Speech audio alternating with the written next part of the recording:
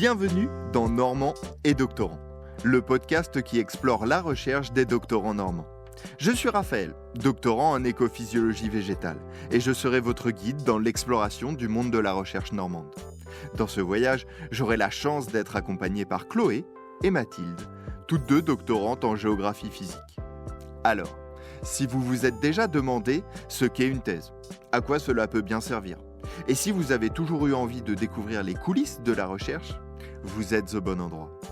Dans chaque épisode, nous vous emmènerons rencontrer des doctorants qui, chacun dans leur domaine, repoussent les frontières de la connaissance. De l'histoire à la biologie marine, en passant par le sport ou la physique nucléaire, tout y passera. Bien évidemment, ici, tout ne tournera pas autour de formules mathématiques, d'atomes ou de textes de loi. Nos jeunes chercheuses et chercheurs viendront raconter leurs histoires personnelles et les défis qu'ils ont rencontrés dans leur quête de savoir. Si vous êtes curieux de découvrir ce qui se cache derrière les lourdes portes des laboratoires de recherche, abonnez-vous dès maintenant à Normand et Doctorant. Bonjour tout le monde. Salut. Hello. Ça va? Ça va et vous? Ouais, comme un mardi. Un mardi Comme un 20 mardi. mai. Attention à 5 mois peut-être de ma soutenance. 4 mois. Tic-tac. Comment ça va la soutenance? Est-ce qu'on y est Là, prêt? souvent, non, là c'est la rédaction, alors ça rédige. Ça rédige. Ouais, et Chloé, ça analyse. Ouais, c'est analyse. Et toi, Ça travaille. Ça travaille, ouais. voilà, ça travaille. vous avez l'évolution là. Aujourd'hui, on se retrouve pour notre 12e épisode et pour l'occasion, on a décidé d'aller explorer un nouveau domaine qu'on n'a pas vraiment encore parlé aujourd'hui, c'est la chimie. Alors, on enfile sa blouse, on met ses lunettes de sécurité et en route. Bon, je vous arrête tout de suite, on va pas du tout faire d'explosion ou de combustion. Aujourd'hui, on va parler de chimie pharmaceutique. En effet, derrière chaque médicament que vous pouvez prendre se cachent des chimistes qui œuvrent pour calmer votre méchant mal de tête. Mais il reste encore de nombreuses maladies ne pouvant être complètement soignées et c'est l'une d'entre elles qu'on étudie aujourd'hui particulièrement avec notre invité du jour. On va parler d'Alzheimer. Et pour nous parler de tout ça, on accueille Antoine Magnès, doctorant en chimie pharmaceutique au laboratoire du CERMN, autrement appelé CERN, pour les... Bon, je sais pas pour qui. Voilà, donc pour Centre d'études et de recherche sur les médicaments de Normandie à l'Université de Caen. Donc Antoine, tu consacres ta thèse au design d'un nouveau médicament permettant de soigner la maladie d'Alzheimer, tout un programme. Comment ça va, Antoine ? Bah, ça va bien et vous? Bah ouais. Il fait beau et tout, c'est cool. Ouais, un mois de mai... Breton. Ah non, Rayonnant. normand. Et non. Ouais. J'allais dire breton, mais bon, on a Non, exactement non. le Faut même en temps. parler au moins une fois par épisode, Oui. donc Oui. on le met dedans. Bon, avant de parler plus en profondeur du sujet, on va te poser une première question pour apprendre à mieux te connaître, et c'est pas la plus simple. Si tu devais te présenter à des inconnus, bah genre nous, mais sans mentionner ta thèse, qu'est-ce que tu nous dirais ? Eh ben, je dirais que je m'appelle donc Antoine Magnier, j'ai 26 ans. Je suis un Normand d'adoption. Je viens de Lille à la base et je fais ma thèse ici. T'es du Nord. Je suis du Nord et je fais ma thèse ici. Donc je suis arrivé il y a bientôt 2 ans maintenant. Ça va, l'acclimatation ? Franchement, ouais. J'étais très stressé avant d'arriver. Ah oui. C'était la première fois que je quittais ma région natale. Mais franchement, j'aimerais bien. Je me suis grave adapté et la ville de Caen est hyper cool en plus, je trouve. Et les frites te manquent pas ? Si. Parce que franchement, les baraques à frites dans le Nord, oh là là. Là, on va parler, là, c'est vrai. Ça manque ici. Faudrait ramener le concept, je suis d'accord. On va annuler le podcast, on va faire une chronique gastronomie. Putain, la prochaine fois, Allez. il faudrait qu'il y ait un stand de frites et tout pendant qu'on fasse le... Ouais, un Ouais. petit barbecue. Ouais, super.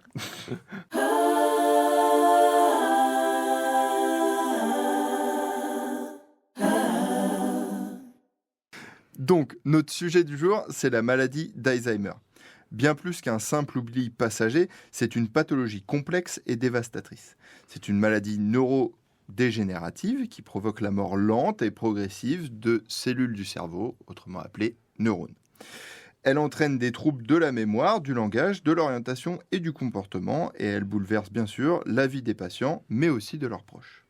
Bien fréquemment, elle est retrouvée chez des personnes âgées, mais elle touche également des personnes bien plus jeunes. En France, ce sont environ 1 million de personnes qui sont touchées par cette maladie, et en 2020, on dénombrait 8% des Français de plus de 65 ans atteints par Alzheimer. Chaque année, on estime 225 000 nouveaux cas qui sont diagnostiqués.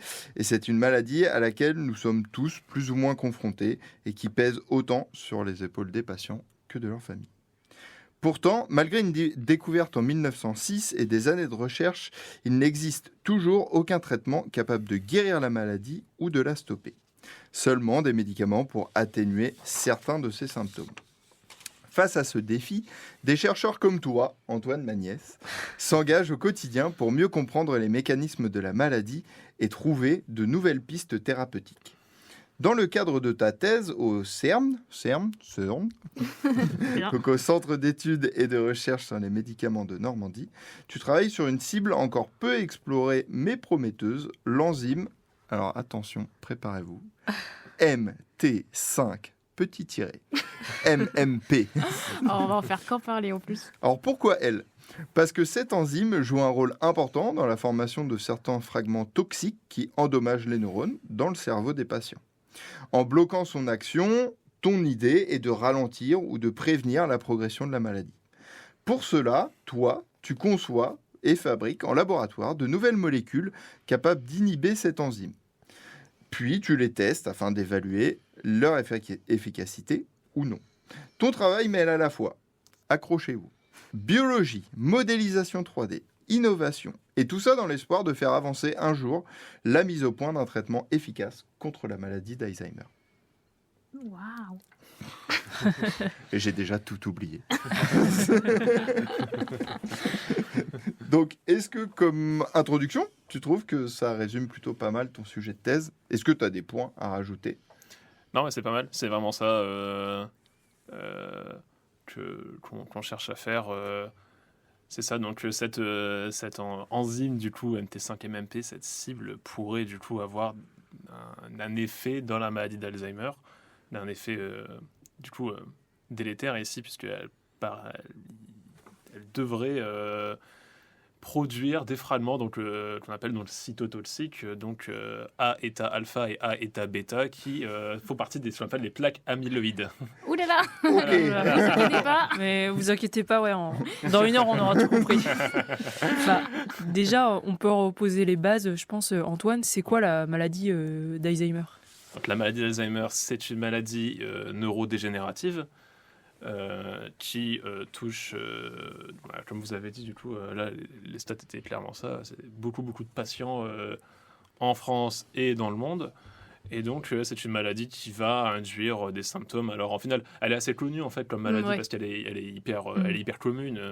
Aujourd'hui, on en parle beaucoup. En fait, je pense que c'est partie des maladies avec le cancer qui sont peut-être les plus connues. Et pourtant, c'est vrai qu'il n'y a toujours rien. Mais du coup, elle a dû des symptômes comme la classique amnésie, donc la perte de mémoire. Ouais. Qu'est-ce qu'on va avoir ? On va avoir l'apraxie, c'est-à-dire la difficulté à réaliser des mouvements de la vie quotidienne. Je sais pas, ouvrir une porte, prendre sa fourchette pour manger, boire un verre d'eau, j'en sais rien. Ouais, c'est une perte de motricité. Ouais, c'est totalement vrai. Ouais. Oui, c'est Totalement. vrai. On va avoir des symptômes type également l'agnosie. Alors l'agnosie, c'est la perte de la reconnaissance. C'est à différencier de la perte de la mémoire. Ah. C'est-à-dire qu'une personne qui souffre d'agnosie, elle ne reconnaît pas les choses. C'est-à-dire que si on lui montre par exemple le visage d'une personne qu'elle connaît, elle ne reconnaît pas le visage, même si on lui dit le nom de la personne, elle dit bah oui, je sais très bien qui c'est. Oui, mais oui. Ah mais oui, oui, ok. c'est ce qui- Ok, ouais. il y a une désynchronisation Voilà. entre l'image et l'information. Voilà, du coup. entre l'image et la connaissance qu'on a. Et Ok. c'est à séparer de la mémoire. Ce sont deux mécanismes qui sont différents et qui n'ont pas lieu dans la même partie du cerveau. Je pensais que c'était de la Ok. même chose, tu vois, moi, que c'était lié à perte de mémoire. Bon, du coup, tu reconnais pas les gens, alors qu'en fait, il y en a Ouais. qui peuvent avoir peut-être plus de mémoire, mais pas de reconnaissance des gens. Et il y a des personnes qui souffrent juste d'agnosie. Alors, je sais plus lequel, mais il y a un acteur, je crois que c'est Brad Pitt, il me semble. Il me semble que c'est Ok. Brad Pitt qui souffre d'agnosie, il me semble. Ah, c'est Aïe, pour ça. aïe, tout s'effondre. Mon montre s'effondre. Oh non, Brad, C'est pas pour ça comme qu'avec ça. Anne, Et il se passe quoi concrètement en fait dans le cerveau quand tu es atteint d'Alzheimer? Alors, il se passe beaucoup de choses. Wow. Et en fait, c'est bien ça tout le problème de la maladie d'Alzheimer, c'est qu'on ne sait pas encore exactement Ouais. tout ce qui se passe. C'est bien ça le grand problème. Il se passe beaucoup de choses.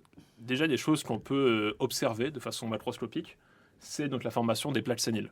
C'est-à-dire que quand on fait l'autopsie d'un patient qui est décédé de la maladie d'Alzheimer, si on extrait le cerveau, on va voir en fait déjà que le cerveau, il n'a pas la même aspect qu'un cerveau d'un patient sain. Ah. Déjà, il est un peu tout rabougri.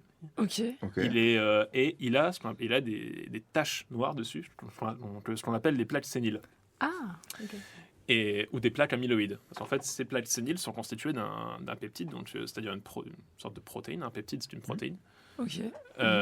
qui s'appelle le peptide bêta-amyloïde, et qui va s'agréger. C'est-à-dire, en fait, le cerveau va se mettre à en produire beaucoup. Et comme il n'arrive pas à le process, il n'arrive pas à s'en débarrasser, en fait, il va l'agréger. Il va les stocker. Il va s'agréger, il va stocker, en fait, ça va s'agréger sous forme de plaques qui vont se déposer sur le cerveau.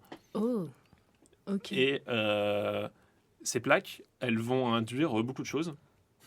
Notamment ce qu'on appelle derrière, ça c'est ce que je développe, c'est les deux des principales hypothèses qui expliquent la maladie d'Alzheimer, qu'on appelle l'hypothèse amyloïde, donc je viens d'expliquer la formation des plaques amyloïdes, et qui induit l'autre, qu'on appelle l'hypothèse tau, qui vient du nom de la protéine tau, parce qu'en fait ces plaques amyloïdes, elles vont induire une neuroinflammation, c'est-à-dire qu'elles vont induire une inflammation du cerveau en fait.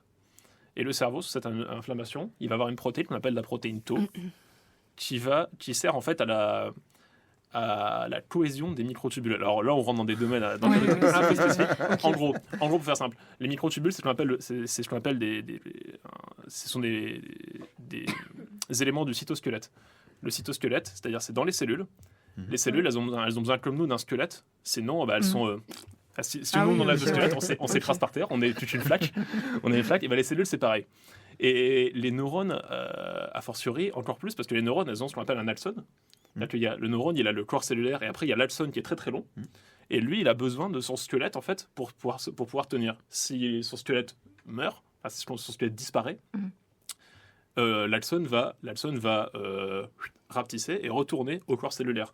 Et l'axone, c'est ce qui permet le passage de l'information d'un neurone. Quand il reçoit l'information, après, il la transmet via son axone.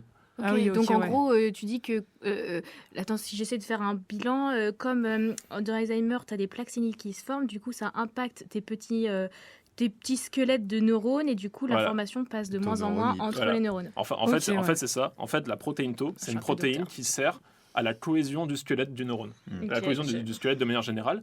Et à cause des plaques séniles, ça va induire ce qu'on appelle son hyperphosphorylation. En fait, la protéine va rajouter des groupements dessus, qui va faire qu'elles vont se désolidariser du squelette. Et du coup, le squelette va disparaître. Et du coup, l'axone du neurone, il va se rapetisser jusqu'à aller au corps cellulaire. Et là, du coup, en fait, vu qu'il n'y a plus d'axone, il n'y a plus de passage de l'information. Ah oui, c'est un peu comme si chaque brique du Lego se désolidarisait c'est un peu ça. Voilà. On n'a plus un beau mur. Et ça, du coup, c'est ce qu'on appelle la dégénérescence neurofibrillaire. Là, ce sont les deux gros trucs, les plaques amyloïdes et la dégénérescence neurofibrillaire. Et c'est ce qui fait, en fait, l'aspect macroscopique du cerveau d'un patient Alzheimer. Donc macroscopique, qui est visible à l'œil nu. T'as un plus petit cerveau, au contrario du microscope. Oui, ok. Voilà. Et t'as dit deux hypothèses, parce qu'on n'est pas encore sûr exactement de ce qui provoque Alzheimer. Ouais. En fait, et là, c'est deux hypothèses parmi d'autres. Il y en a plein d'autres. Ah oui, ok. Il y en a plein d'autres. Il y a l'hypothèse cholinergique, l'hypothèse sérotoninergique, l'hypothèse du stress oxydant. Il y en a beaucoup d'hypothèses. Et en fait, on pense que c'est... déjà, Alzheimer, c'est une maladie qui s'appelle plurifactorielle ou multifactorielle. Ouais. C'est-à-dire que c'est pas comme, par exemple, il y a beaucoup de cancers. Et beaucoup de cancers, c'est un gène qui est muté, une protéine qui marche plus ou qui marche trop, ça induit un cancer. Si on bloque la protéine, on n'a plus de cancer. On n'a plus de cancer. Là, c'est sur des maladies dites donc multifactorielles. C'est-à-dire que en fait tout ça s'imbrique. Toutes ces hypothèses s'imbriquent les unes entre les autres. Oui. Et en fait, le problème, c'est qu'on ne sait pas en fait aujourd'hui exactement si ce sont des hypothèses qui sont la cause d'Alzheimer ou si certaines sont des conséquences d'Alzheimer. Ah oui. C'est pour ça que ça rend le traitement beaucoup plus compliqué. Et alors, c'est vraiment l'un des gros enjeux en fait d'Alzheimer, c'est vraiment comprendre précisément qu'est-ce qui va pas. Ouais. Et c'est pour ça que c'est compliqué d'avoir un traitement. Il y a aussi également plein d'autres, on pourra en discuter, plein d'autres raisons qui font que c'est compliqué de développer un traitement anti-Alzheimer. Oui. mais qui sont plus inhérentes, des problèmes plus inhérents au traitement à développer des traitements pour des maladies neurologiques de manière générale, en fait. Ok. Ok. Bah ouais, on va Traiter revenir. le cerveau, c'est compliqué. Traiter le cerveau, c'est compliqué. Et si je reprends pour Alzheimer, je sais pas, j'ai l'impression qu'il y a beaucoup de personnes âgées qui sont touchées. Est-ce qu'on peut dire que c'est un peu la population à risque ou finalement, en fait, ça peut toucher aussi bien des jeunes que des moins jeunes? Bah, majoritairement, c'est vrai que on est quand même sur des personnes qui sont plus âgées. C'est sûr que il y a un risque parce que en fait, l'âge induit une neuroinflammation. Et on sait aujourd'hui que la neuroinflammation, c'est vraiment l'un des piliers d'Alzheimer, en fait, la neuroinflammation. Et plus on est vieux, plus on induit de l'inflammation absolument partout dans le corps, et du coup, a fortiori dans le cerveau, en fait. Ouais. Et du coup, ça peut l'induire. Après, bien sûr, ça peut arriver chez des patients plus jeunes, ça peut se déclencher plus jeune. C'est sûr que, un patient qui déclenche un Alzheimer à 40 ans, c'est terrible. Hein. Ouais, j'ai vu un reportage sur ça l'autre fois. Toi aussi, t'as vu pour Chris Hemsworth? Hein? Je Non. crois il a arrêté sa carrière à cause de ça. Ah ouais. Que là, actuellement, il est en stand-by. Non, parce de que... tort. Bah, à confirmer. Vous ferez vos recherches. Mais... J'ai rien à voir, mais j'ai vu que un des acteurs trop beaux de Grey's Anatomy, il était atteint de Charcot. Et La Charcot, c'est dur aussi. Ouais. Ouais. Ouais, vous voyez, le thème aujourd'hui du podcast est on est très dans la joyeux. bonne humeur. On va Mais peut-être retourner au baraquage. on a quand même des bonnes nouvelles. Et si je reviens sur les personnes atteintes de Alzheimer, est-ce qu'il y a des facteurs qui augmentent le risque? Je pense à l'alimentation, le stress, un certain mode de vie, ou ça n'a pas été identifié? Il va toujours avoir les facteurs environnementaux classiques, mais en fait, c'est un peu pareil pour toutes les pathologies multifactorielles. En fait, à partir du moment où c'est multifactoriel, tous les facteurs environnementaux entrent en jeu, en fait. Donc, toujours, le mode de vie, l'alimentation, je sais pas, le fait de vivre dans une atmosphère polluée, j'en sais rien. Ce genre de truc, c'est un peu partout pareil. Après, il me semble pas que vraiment, il y ait des facteurs de risque. Alors, il y a des facteurs de risque génétiques, parce que certaines personnes sont prédisposées à développer de l'Alzheimer, parce qu'il y a une forme d'Alzheimer qui est génétique, qui est héréditaire, mais alors elle est vraiment... Non. Elle est... Parce que là, il y en a une lignée, nous, là. Genre. Elle est vraiment très très minoritaire. Ah, minoritaire. Elle est vraiment très très minoritaire, cette Message pour ma maman. Tu entends? C'est minoritaire. Parce que vraiment, il me semble que c'est moins d'1% des cas d'Alzheimer qui sont dus à des facteurs héréditaires. Mais... Alors, ce sont des facteurs héréditaires, j'entends, sur des gènes où si on a une mutation sur ces gènes, on a Alzheimer. On va développer de l'Alzheimer, sûr. Il se peut, je ne suis pas tout à fait sûr, mais ça ne me choquerait pas qu'il y ait des gènes prédisposant à Alzheimer, qui n'induisent pas nécessairement directement Alzheimer. la maladie. Mais t'es prédisposé. Prédisposé à développer la maladie. Ok. Et il y a des différences en fonction du genre? Est-ce que les hommes, par exemple, sont plus... Alors là, j'avoue. Je sais pas, j'ai l'impression que j'ai vu plus d'hommes qui avaient Alzheimer, mais je sais pas moi, si j'allais c'est... dire l'inverse. Alors moi, j'aurais plus dit l'inverse naturellement, mais je suis mais pas parce qu'il y a convaincu. plus de femmes âgées que d'hommes âgés. Ouais, c'est possible Ouais. aussi. Ouais, Malin. nous, Et donc, a priori... Je suis aussi d'accord en Franchement, médecine. là, je sais vraiment, je sais pas. Et non, vas-y. Oh bah merci. Non, comme je l'ai dit dans le résumé, on connaît la maladie depuis environ 120 ans, si on arrondit vite fait. Pourquoi est-ce que c'est si difficile de trouver un traitement? Parce qu'on ne sait pas où chercher, parce qu'on n'a pas les outils pour. En fait, un peu comme j'ai expliqué, c'est que comme c'est multifactoriel et qu'aujourd'hui on n'a pas la cause précise exacte en disant ok, Alzheimer c'est à cause de ça et de ça et de ça et de ça qui induit ça. Du coup en fait on ne sait pas exactement où taper. Ah oui, ok. Demandez peut-être à Chat. Ouais, mais même si on ne sait pas où taper, est-ce qu'il y a actuellement des molécules qui permettent de freiner la progression de la maladie? Il y a eu des molécules sur le marché. Il y a 4 molécules sur le marché là actuellement qui ont ce qu'on appelle une AMM, une autorisation de mise sur le marché dans l'indication maladie d'Alzheimer. D'ailleurs, il n'y en a aucune qui vise l'hypothèse amyloïde, ni l'hypothèse tau. Elle vise d'autres hypothèses, notamment l'hypothèse cholinergique avec des inhibiteurs d'acétylcholinestérase, comme la rivastigmine, par exemple, ou le donépésil. Ouh là là, attends, ça veut dire quoi? Ça, c'est des noms de médicaments. Ah, ok, c'est des oui. médicaments, ok. La rivastigmine et le donépésil, c'est des noms de médicaments. Et ils veulent freiner En les fait, symptômes en fait, le but, c'était un traitement, plutôt, ils essayaient de faire un traitement un peu symptomatique. Aujourd'hui, ces médicaments sont déremboursés. Ah oui. Déremboursés par la Sécu. Alors, ça ne veut pas dire que Parce que je me rappelle que c'est un truc qui est assez récent. Hein. Le déremboursement de ces médicaments-là, il date d'il y a peut-être 2018-2019, un truc comme ça, ou dans ces eaux-là, quoi. Et ça avait fait, je me rappelle à l'époque, parce que du coup, vu que j'étais étudiant en pharmacie à l'époque, bon, c'était un truc qu'on en parlait pas mal, ça avait fait un peu un tollé en disant vous vous rendez compte, ils ont pas honte quand même, ils déremboursent des médocs Alzheimer, les pauvres patients, ils ont plus rien pour se traiter. Mais en fait, il faut savoir que si un médicament est déremboursé, c'est pas parce que ça coûte trop cher, non, c'est bon, les patients Alzheimer, tant pis, hein, tant pis pour eux. De toute façon, ils ont oublié qu'ils sont malades, Ah c'est ouais, pas de grave. toute façon, c'est bon. Mais c'est plutôt parce que en fait, ces médicaments en fait, n'ont pas vraiment prouvé d'efficacité. En fait. Ah oui, Ils ont une ok. efficacité qui est extrêmement limitée. Ok. Ouais. Parfois, ils sont encore prescrits. Ils sont encore prescrits, mais très très très peu. Parce qu'en fait, ils ont montré une efficacité quasi nulle. Ok. Ok. Et du coup, c'est pour ça qu'ils ont été déremboursés. C'est pas tant pis les Alzheimer. Quoi. Non, mais ça doit être dur quand même en tant que famille ou malade quand tu as ton médicament auquel tu crois et d'un coup, bah... Ouais. Et il y a eu un traitement dans ces dernières semaines. Ils en ont pas mal parlé dans les médias pour Alzheimer. Je sais pas si ça te parle. Il y a récemment ce qui est sorti, c'est les anticorps. Ok. C'est des anticorps qui ont récemment été acceptés par l'EMA et la FDA. Donc l'EMA, c'est l'Agence européenne du médicament. C'est elle qui délivre l'autorisation de mise sur le marché pour l'Europe. Ok. Et la FDA, c'est la Food and Drug Administration. C'est eux qui délivrent l'autorisation de mise sur le marché pour les États-Unis. Et en fait, ce sont les deux grosses agences autorités de santé qui font loi dans le monde, en fait, parce que globalement, après, tous les autres pays, en fait, suivent leurs recommandations. Ok. Et il y a deux médicaments, il y a notamment un médicament qui s'appelle le lecanemab. Donc le lecanemab, c'est un anticorps qui va, en fait, cibler le peptide amyloïde, bêta-amyloïde. Ok. Ah, Tau, celui qui s'appelle Tau, là. Alors, c'est ce qui est en rapport avec la protéine Tau. Ok. Ok. En fait, c'est ce qui compose les plaques séniles. Ok. Ce qui compose les plaques bien. séniles, donc c'est le Bien, peptide bien, bêta-amyloïde. Et en fait, là, du coup, le médicament, en fait, s'attaque directement à lui. Ok. Ok. C'est cool, ça. Donc, c'est un anticorps. Comment ça marche? Globalement, en fait, l'anticorps, il a une partie qui reconnaît une cible, et il y a une partie qui est reconnue par le système immunitaire. La partie qui reconnaît la cible se fixe dessus. L'autre partie est reconnue par le système immunitaire, et le système immunitaire, il bouffe le tout. Ok. Il mange Bah, tout. c'est bien. Ah ouais. Il mange tout. Voilà.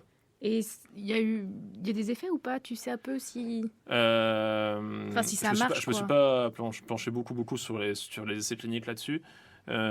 Si ça a été accepté, c'est forcément qu'il y a un effet. C'est forcément qu'il y a un effet. À un moment, il y en a forcément un. Est-ce qu'il est important? C'est peut-être Ouais, là, voilà, c'est ça. là Après, que ça va jouer, est-ce que cet effet est vraiment important? Est-ce que c'est extrêmement efficace? Là, j'avoue que... Le temps nous le dira. Ouais, voilà. Ouais. Là, actuellement, je ne saurais pas vous le dire. Ouais. Là-dessus. Mais en tout cas, je sais qu'il a eu du mal à être accepté en Europe. Ça a pris plus de temps que les États-Unis, qui sont un peu plus... Open un peu moins regardants, en fait, aux États-Unis. Oui, ouais. Ouais, je pense. Alors qu'en Europe, on est beaucoup plus focus. S'il n'y a pas d'effet, tu passes pas. Ah. Donc, il a eu plus de mal à passer aux États-Unis, en Europe. Donc, c'est peut-être que c'est pas si fou que ça. Mais de toute façon, comme il n'y a rien d'autre. Oui, c'est ça. Oui, C'est- c'est ça. Voilà, comme il n'y a rien d'autre, tant pis, on prend ce qu'on a. Autant prendre un truc qui marche peut-être pas beaucoup ou un peu moins plutôt que Ouais, c'est rien ça. du tout. Et du coup, si demain je découvre que j'ai Alzheimer, il y a rien à faire à part. Bah, tu peux Prier. faire des exercices de... Oui, c'est ça que j'avais Sur la demandé. DS, Est-ce le que docteur Kawashima. mais c'est exactement à ça que je pensais. Mais je pensais à ça depuis tout à l'heure. Oh, les souvenirs. Oh là là. Je connais même pas. Attends, Mais pour si, les... Bah, le je jeu suis- pour je augmenter suis ton vieux. QI Mais oui. Ah bon? sur la Putain. Nintendo Ouais. DS. Ah non, mais moi, désolée, j'avais que la maison du style. Oui. Bah, ça se ça se voit. Je vous relook. Ça explique tout. Ouais, mais c'est ça que j'avais demandé. Est-ce que, par exemple, si je me mets à jouer à Dr Fukushima tous les jours sur ma Nintendo DS, Dr Fukushima. C'est peut-être pas le même celui-là. Docteur Fukushima, sais quoi, c'est de la c'est quoi bombe. C'est Kawashima, Mais, je crois. Kawashima. est-ce que si je travaille ma mémoire avec des exercices comme ça fréquemment, est-ce que ça pourrait... On a Bah, souvent entendu Ouais, ça, en ouais. fait. Non, mais si c'est vrai, ça, de toute façon, en même temps, comme toujours, on n'a rien d'un point de vue thérapeutique. Bah, à un moment, d'un point de vue médicament, j'entends, de toute façon, à un moment, ouais, tu vas faire des exercices, tu vas faire travailler ton cerveau, en fait, parce que plus tu le fais travailler, et moins il a de chance de. Enfin, plus ça va ralentir la maladie. Mais inexorablement la maladie va te rattraper en fait. Et à un moment, voilà, elle va passer au-dessus. Étant l'ami de beaucoup de grand-mères, je te recommande de faire des mots mêlés, mots fléchés, sudoku, et de sortir et de marcher un max et de faire du sport. Enfin, ça marche surtout si tu as plus de 80 ans. Après, bon, à 25... C'est peut-être de la marche, quoi. Ouais. Mais oui, mais c'est prouvé quand même. Je crois que faire les exercices pour maintenir son cerveau en forme, ça aide un peu. Ouais, certainement. Ouais. Franchement, ouais. On va tous se racheter une petite Nintendo DS. Bah, moi, je l'ai toujours. Et allez. Sur Dr Hiroshima, du coup.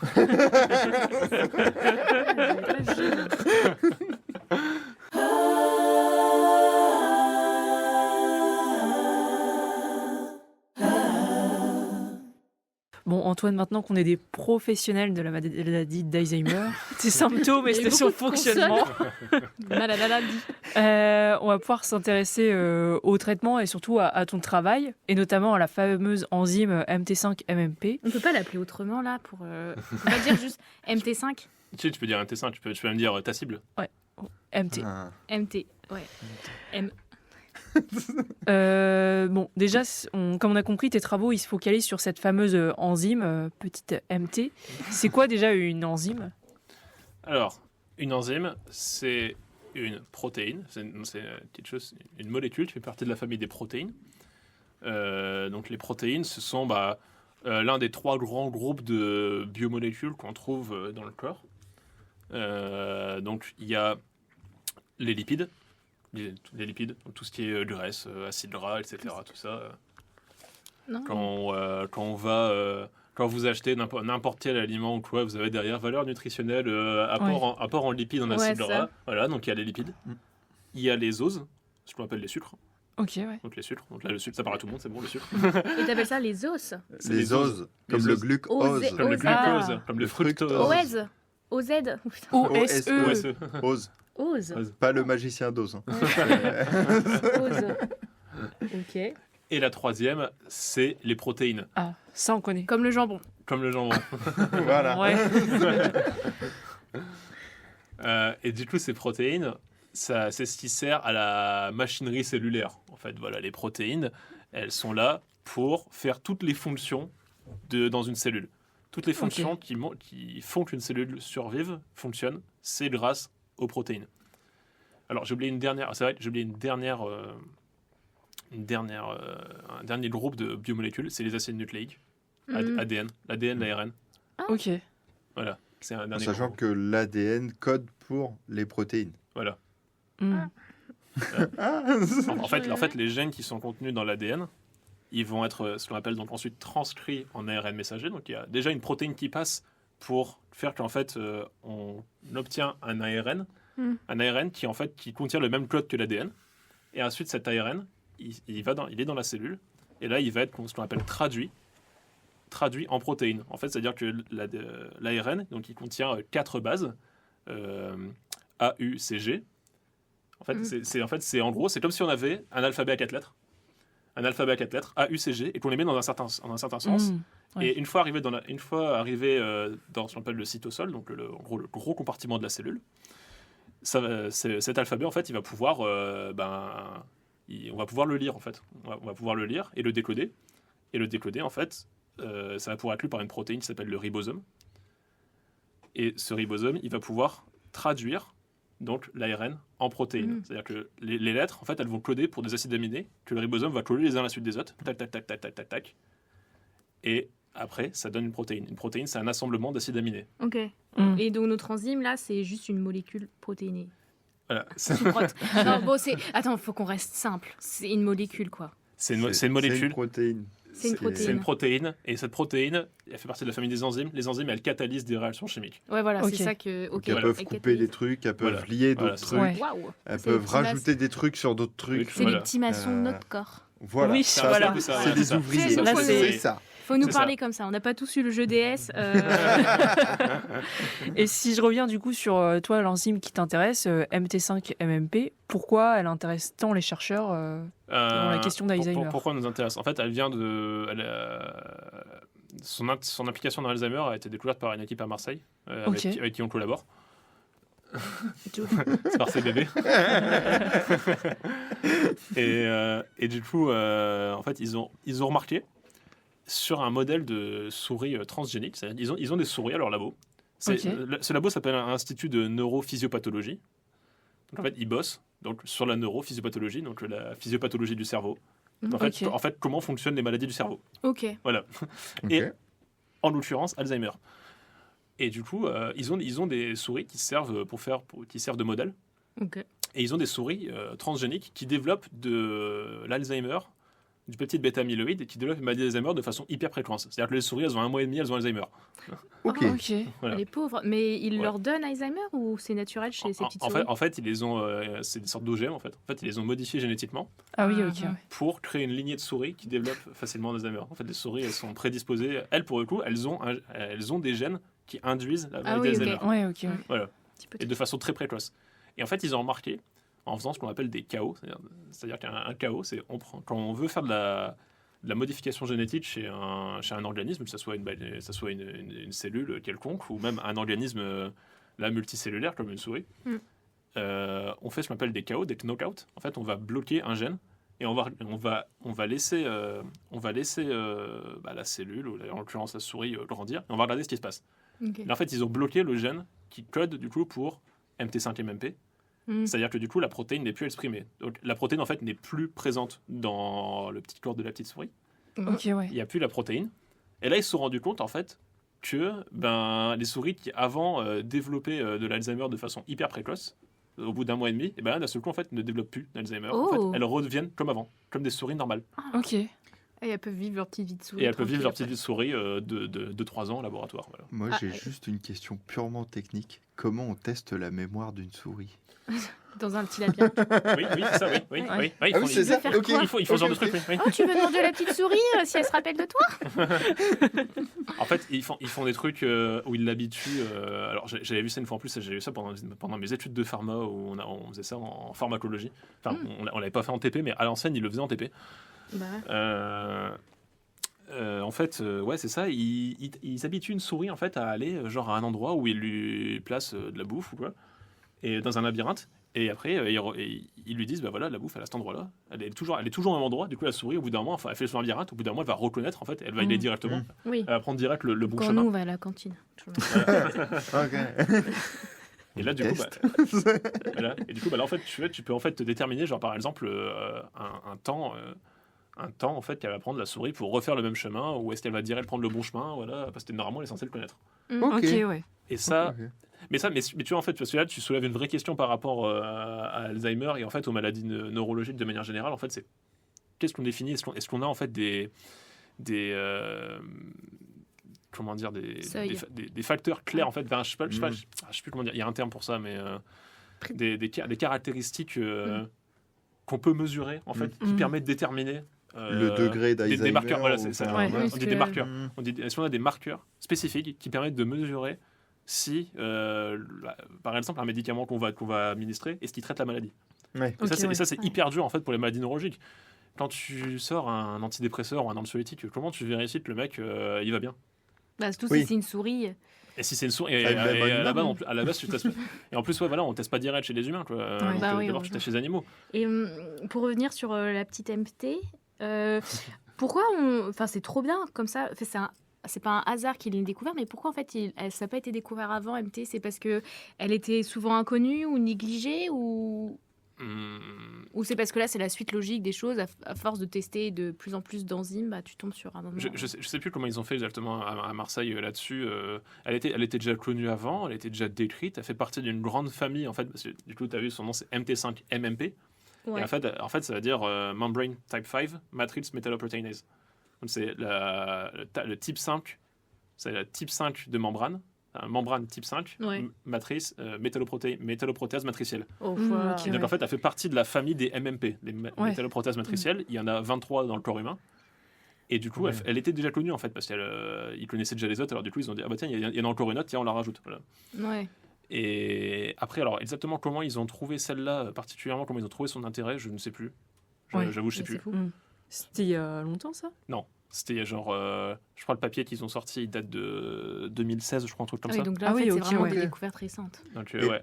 Et c'est un résultat qui a été obtenu à Marseille. Comment ça se fait qu'on se retrouve à Caen avec ce résultat pour que ce soit pas eux qu'on continue en fait, Comment ça se fait qu'on se simplement retrouve à Caen En fait, pour une raison très simple, c'est que du coup, eux, ils ont dit, ok, ça c'est vachement intéressant. On a fait un KO, donc on a bloqué MT5 et MMP de façon génétique chez cette souris. On récupère ses fonctions cognitives normales.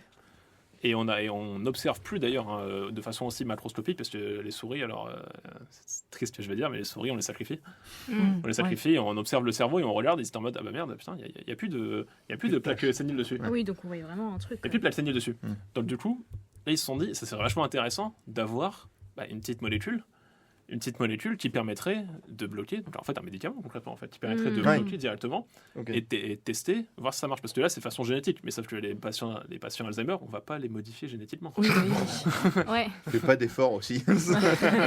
Et juste avant de rentrer là dans le processus de coup trouver le médicament pour bloquer MT5 MMP, en fait on l'a tous MT5, enfin genre là on l'a tous. Ouais. Et pourquoi chez nous, enfin pourquoi dans le cerveau normal pour l'instant elle fait pas de dinguerie Enfin, elle fait quoi? Enfin, non, attends, c'est pas la question. Si, elle fait. Enfin, ouais. Comment elle marche dans un cerveau normal, MT5? Juste te dire, alors, on va rentrer dans putain, des... non, mais. Non. Désolé. Non.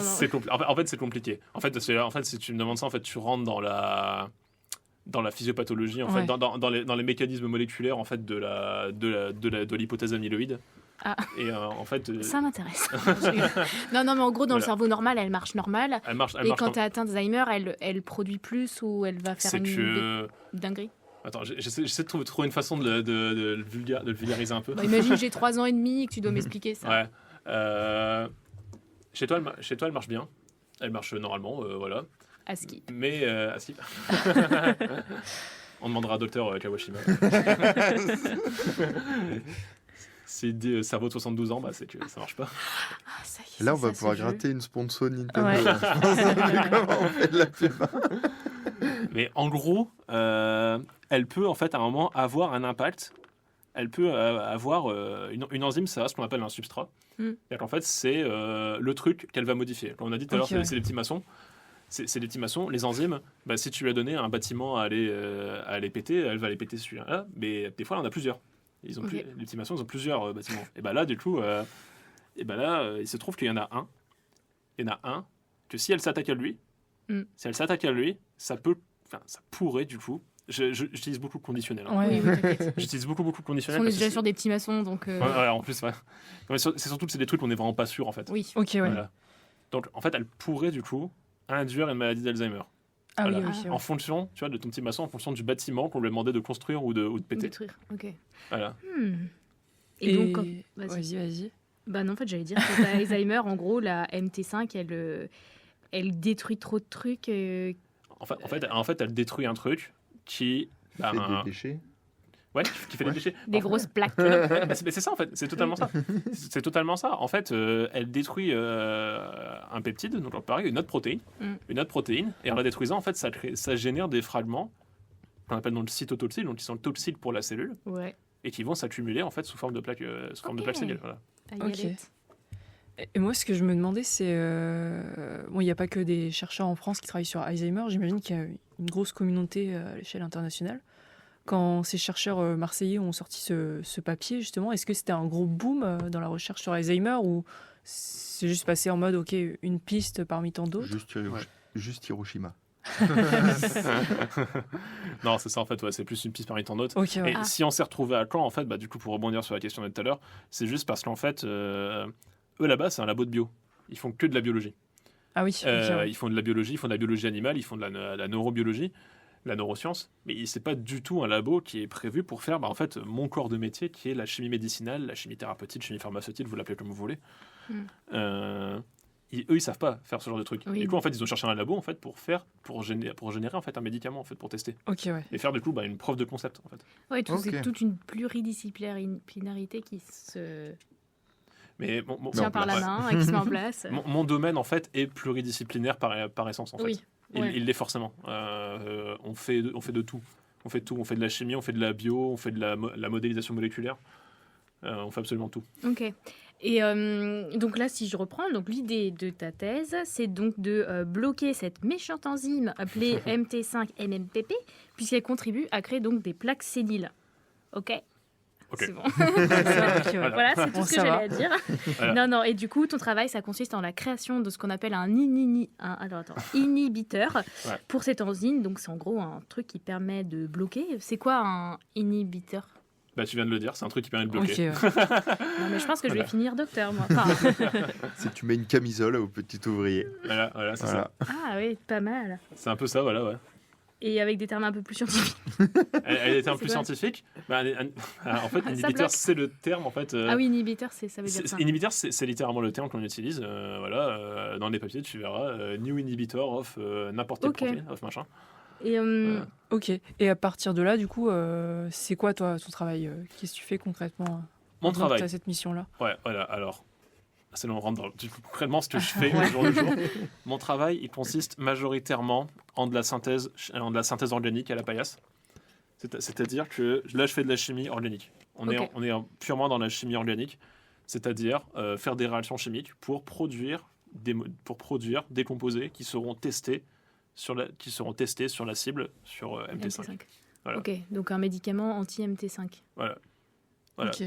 Ouais. Et en fait, pour faire ça, on fait de la chimie, c'est-à-dire on mélange des trucs, on a un premier produit, on le purifie, on obtient un autre, on purifie, on a obtenu un premier produit, et il va servir pour une autre réaction, on va le faire réagir avec un autre truc pour à la fin faire ce qu'on appelle une voie de synthèse, c'est-à-dire qu'en fait, on additionne petit à petit des morceaux pour à la fin obtenir une molécule cible qui qu'on appelle souvent, on appelle ça des produits finaux. Nous on appelle ça des produits finaux qui eux partent en test et eux ils testent. On les teste sur la protéine. Alors, pour l'instant, on est qu'à l'étape de tester juste sur la protéine. Après, ce sera l'étape cellule. On teste sur une cellule. Après, c'est chez un animal, souvent une souris, un rat. C'est reparti pour les souris. On est reparti pour les souris, ouais, et à la fin chez l'homme. Voilà. Ok. Et comment que tu fais pour choisir les produits que tu vas mettre ensemble pour créer ta molécule? Et bien là, c'est en fait, c'est aussi tout le corps de métier parce que du coup, il y a cette partie synthèse organique qui est purement un travail de chimiste organicien qui va faire de la synthèse à la paillasse et qui va créer des produits. Mais pour moi, c'est là où est tout l'intérêt de ma discipline, la chimie médicinale. C'est la conception, en fait, avant la synthèse. Qu'est-ce qu'on va partir? Qu'est-ce qu'on va faire comme molécule finale? Pourquoi on a choisi celle-là? Et bien, comment on choisit ça? En fait, on choisit en fonction des résultats biologiques qu'on a eus précédemment. Okay. Et on établit ce qu'on appelle des relations structure-activité. C'est-à-dire que souvent, on fait comme ça. On prend une molécule de base et on va modifier juste une petite partie. Juste une petite partie, c'est-à-dire qu'on va synthétiser plein de, on appelle ça des dérivés ou des analogues, qui sont quasiment tous les mêmes, sauf à un endroit qui est juste un petit peu modifié. Et on regarde après leur activité. On regarde la différence des activités. Et en fonction de ça, on peut se dire, ok, donc modifier cette partie-là, ça sert. Rajouter ce type de groupement, c'est plus intéressant. Rajouter ce type de groupement, ça sert à rien. Là, ici, par exemple, regardez, c'est intéressant, on a gagné en activité. Là, on a tout perdu parce qu'on a rajouté ça. Et parfois sur des trucs très, très, très, très légers, sur des modifications très, très fines sur la molécule, on peut totalement perdre ou gagner l'activité. Et c'est comme ça qu'on choisit, en fait, qu'on détermine les futures molécules à synthétiser. Donc, il y a cette partie-là. Et il y a aussi la modélisation moléculaire qui nous aide. C'est-à-dire qu'en fait, on va prendre un modèle par ordinateur de la protéine, donc de MT5. On a un modèle et on va essayer en fait de regarder. On essaie de rentrer en fait nos molécules pour les faire se fixer à la cible. En fait, on imagine quel serait le mode de fixation de la molécule à la cible dans la vraie vie. Mais là, on le fait par ordinateur. Oui, c'est de la modélisation. C'est de la modélisation. Okay. Et avant, là, moi, j'imagine un peu des recettes. J'ai l'impression que tu es un peu comme dans le Top Chef et que en vrai, c'est un peu ça, en fait. Hein. Ouais, et tu fais ça que par ordinateur ou tu es sur une PS, je sais pas, avec des petites poudres et tu lui casses les poudres. Ouais. Je sais pas trop. Hein. Ah, c'est ça. Donc, il y a la partie modélisation moléculaire. Moi, c'est pas ma spécialité. Je commence un petit peu à m'y mettre parce que ça devient intéressant dans le cadre de mon projet. Mais il y a des modélisateurs qui donc ils sont spécialistes de ça, qui eux ne bossent que là-dessus. Moi, je suis plus synthèse organique à la paillasse. Et là, ouais, par contre, ouais, vraiment. Tu mélanges des poudres. Ouais, tu mélanges. Non, mais il n'y a rien de méchant quand je dis Non, ça. mais c'est ça. Tu mélanges des poudres ensemble, etc. Et des comment poudres, tu des sais poudres liquides. et que tu pars vraiment de. Tu te renseignes sur d'autres recherches ou tu te dis, tiens, ce matin, je vais mélanger la poudre là avec la poudre là. Bah non, mais en fait, tu vois, c'est ce que je te disais tout à l'heure. En fait, tu développes des voies de synthèse. Ouais. C'est-à-dire que tu te dis, pour arriver à ce produit-là final, et ben en fait, au début, on fait ce qu'on appelle donc une rétrosynthèse. T'as le produit final que tu veux faire, Oui. et tu te dis, bah, comment je pourrais faire pour y arriver. Et ben on va partir de la dernière étape. En dernière étape, et ben il faudra que je fasse ça. Donc, Et c'est quoi le produit de synthèse là, le produit final? Vous le savez pas ce que c'est le produit final? Bah, si. En fonction de la forme en MT5, 3D, en MTP. fait. MT5, c'est la non, cible. C'est la cible. Le produit final, c'est ce qu'on va tester dessus. C'est la molécule, le médicament, Il en faut fait. qu'il s'emboîte dans ta cible, en Ouais, fait, voilà, ton voilà, produit c'est final. ça. Et tu le sais d'avance le produit final? Non, Oui. tu connais ta cible. Tu connais ta cible, ok, donc tu. Donc tu sais le trou qu'il y a dans ta cible Ouais, c'est ça. et tu sais quel Ah oui, trou non faut mais là remplir. faut imaginer déjà la tronche d'une cellule Ah bah. avec ses petites bouboules et tu plaf. Bah là, du coup, C'est comme le jeu pour les bébés où tu as des Tetris. ronds, des carrés, ouais, c'est des Ok. triangles. Ah oui. Oui, donc Là, tu t'as sais le triangle, tu sais qu'il c'est faut une que tu forme rentres triangle le que tu triangle. fasses. Et donc Voilà. tu essaies de trouver avec quel Voilà. trou Oui, il y en a faire qui forcent avec le rond, mais c'est pas la solution. Mais du coup, c'est ça en fait. Ça, c'est notamment la partie modélisation moléculaire. C'est-à-dire que tu as en 3D la structure de ta protéine et tu sais où se fixe ta molécule. Et là, Ouais. tu te dis, bah ok, par exemple, là ici, à la base, j'ai testé cette molécule-là. On voit que juste à côté, il y a un petit trou. Je pourrais peut-être aller dedans. Si je vais dedans, je vais peut-être gagner des interactions en plus et augmenter l'activité de mon composé. Ah oui, ok. D'accord. Ouais. Et dans ce cas-là, du coup, en fait, c'est dommage parce que c'est dommage. En vrai, ça se prête pas hyper bien à un podcast parce que c'est Non. quelque chose qui est hyper. C'est quelque chose qui est visuel. hyper. En fait, c'est hyper visuel en fait. Ouais, mais moi ça Mais- m'a bien aidé là l'idée du puzzle en fait et que tu essaies de remplir les trous et tout. Bah, c'est un peu c'est ça. un peu Et en ça. fait, tu essaies de remplir les trous et de créer des interactions. C'est-à-dire que tu regardes qu'est-ce qu'il y a dans ta cible, quels sont les acides aminés qui le composent et quel type d'interaction tu peux faire avec. En te disant, bah, si je mets un groupement peut-être hydrophobe, peut-être hydrophile à cet endroit-là, je vais pouvoir gagner des interactions en plus avec la cible. Et donc ça, tu peux le faire grâce à la modélisation. Et après, du coup, tu t'obtiens une molécule. Tu te dis, je veux faire cette molécule-là, je veux la synthétiser. Et après, bah là, tu vas à ta paillasse et tu fais de la chimie, en fait, et tu te dis, bah ok, pour synthétiser, il va falloir que d'abord je fasse cette réaction-là, puis celle-là, puis celle-là, puis celle-là, puis celle-là, puis celle-là, puis celle-là. Et à la fin, j'ai mon produit que je veux, et lui, je peux le tester en vrai, quoi, de façon biologique. T'en as testé déjà beaucoup ou... Là, en plus, j'ai été ce matin en test. Ce matin, on en a testé 9. Ah oui, ah non, mais parce qu'en fait, j'allais demander le temps de fabrication, là, enfin, de toutes ces idées Ouais. pour que ça arrive en test. Enfin, genre, je sais pas, dans ma test, me dit 3 mois, mais en fait, ça se trouve, c'est en 2 heures. Alors, pour synthétiser les produits, c'est ce qu'il y a de plus long. Ok. C'est ce qui est super long. En fait, parce que là, tu rentres dans des problèmes de chimie de synthèse. Et alors là, vraiment, c'est soit c'est sur des voies de synthèse qui marchent hyper bien. Et en fait, après, ça dépend aussi du nombre d'étapes que tu as. C'est très, très aléatoire. Moi, sur mes voies de synthèse, là, moi, je suis sur des voies, je crois, à 3 ou 4 étapes. Hmm. Pour sortir un produit, si tout se passe bien, j'en ai peut-être pour une semaine. Ok. Ok. Voilà. Ok. Alors, Ouais, sachant mais- que tu peux en faire plusieurs. Hein. J'en fais plusieurs en Oui, parallèle. voilà, les 9 là, t'as pas pris 9 semaines Non. à Et les ils étaient sortir. concluants, les 9, là? Ben, je sais pas encore, j'ai pas les résultats. Ah. J'ai vu que les résultats bruts, et en plus, ils sont hyper importants pour la suite de ma thèse parce que c'est beaucoup de Ah. molécules type un peu preuve de concept en fait qu'on teste Ah. Ok. pour Mm. tester de nouveaux trucs en fait. Ah Voilà, oui, ça. donc là, peut-être Hmm. attends juste de finir pour après Ah, regarder moi, sur je me l'ordi. casse, j'arrive, je me casse, je regarde les résultats. Et ça se passe comment les tests? Comment ça se passe les tests? Bah, du coup, en fait, là, nous, ce qu'on fait, c'est un test enzymologique. Donc, on est reparti dans les enzymes. Putain de merde. Tu peux Retourne reprendre en mon vrai, bâtiment. En vrai, c'est hyper. En vrai, c'est pas si compliqué. Prends un bâtiment. C'est ça. En vrai, on va repartir là-dessus. Hein. Tu prends. Donc, t'as ton petit. On va repartir en vrai sur les bâtiments, le maçon et la camisole. T'as ton bâtiment. Il est là. Il doit être cassé par le petit maçon. Hmm. Tu mets en présence de ton bâtiment, ton maçon. Ton maçon est là, il pète le bâtiment. Ok.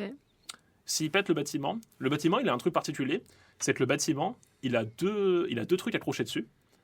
Il a deux trucs accrochés dessus. D'un côté, il a ce qu'on appelle un fluorophore, c'est-à-dire une molécule qui émet de la fluorescence, Ok. qui fait de la lumière. Ok. Et de l'autre Ok. côté, il y a une molécule qu'on appelle un quencher de fluorescence, c'est-à-dire un truc en fait qui bloque le premier. Ok. C'est-à-dire en fait que si le quencher et le fluorophore sont proches, le fluorophore ne fait pas de lumière. S'ils sont éloignés, Il y a le des- fluorophore peut faire de la lumière. Ok. Voilà. Donc si le bâtiment est cassé, les deux parties peuvent se rapprocher Voilà. et il n'y a pas de lumière. Attends, c'est quoi? J'ai un truc. Non mais comment Raphaël, tu sais tout ça? Alors je suis docteur en biologie végétale Ouais. et agronomie. Donc, Parce que là, vous voyez pas, j'ai mais... fait un peu de biologie Parce que- durant mon cursus. Non, mais depuis tout à l'heure, on dirait que tu fais partie de la thèse. Hein. C'est vrai. Pourtant j'ai toujours haï la chimie. Du coup, c'est quoi? Regarde, vas-y. C'est quoi? J'ai un truc. D'un côté de ton bâtiment, t'as l'arrivée d'électricité. De l'autre côté, t'as la lumière. Si tu coupes le bâtiment en deux, il Oui, n'y a plus Il n'y a plus d'électricité. l'électricité. Donc il n'y a d'accord. plus de lumière. Il y a plus- Et c'est quoi la relation avec les tests, là? Eh ben tu vas voir, c'est Ah. qu'en fait le test, c'est le test en fait, on va mettre donc le petit maçon avec le bâtiment qui a un côté qui a l'électricité et l'autre côté la lumière. Ok. Et donc si tu mets rien sur le petit maçon, le maçon pète le bâtiment, il n'y a plus de lumière. Hmm. Ok. Et si sur ton petit maçon tu mets une camisole, et du coup à la Et il fin, pète plus rien. et du Et coup il il y y a a de plus, la lumière. Mm. et là du coup il y a de la lumière.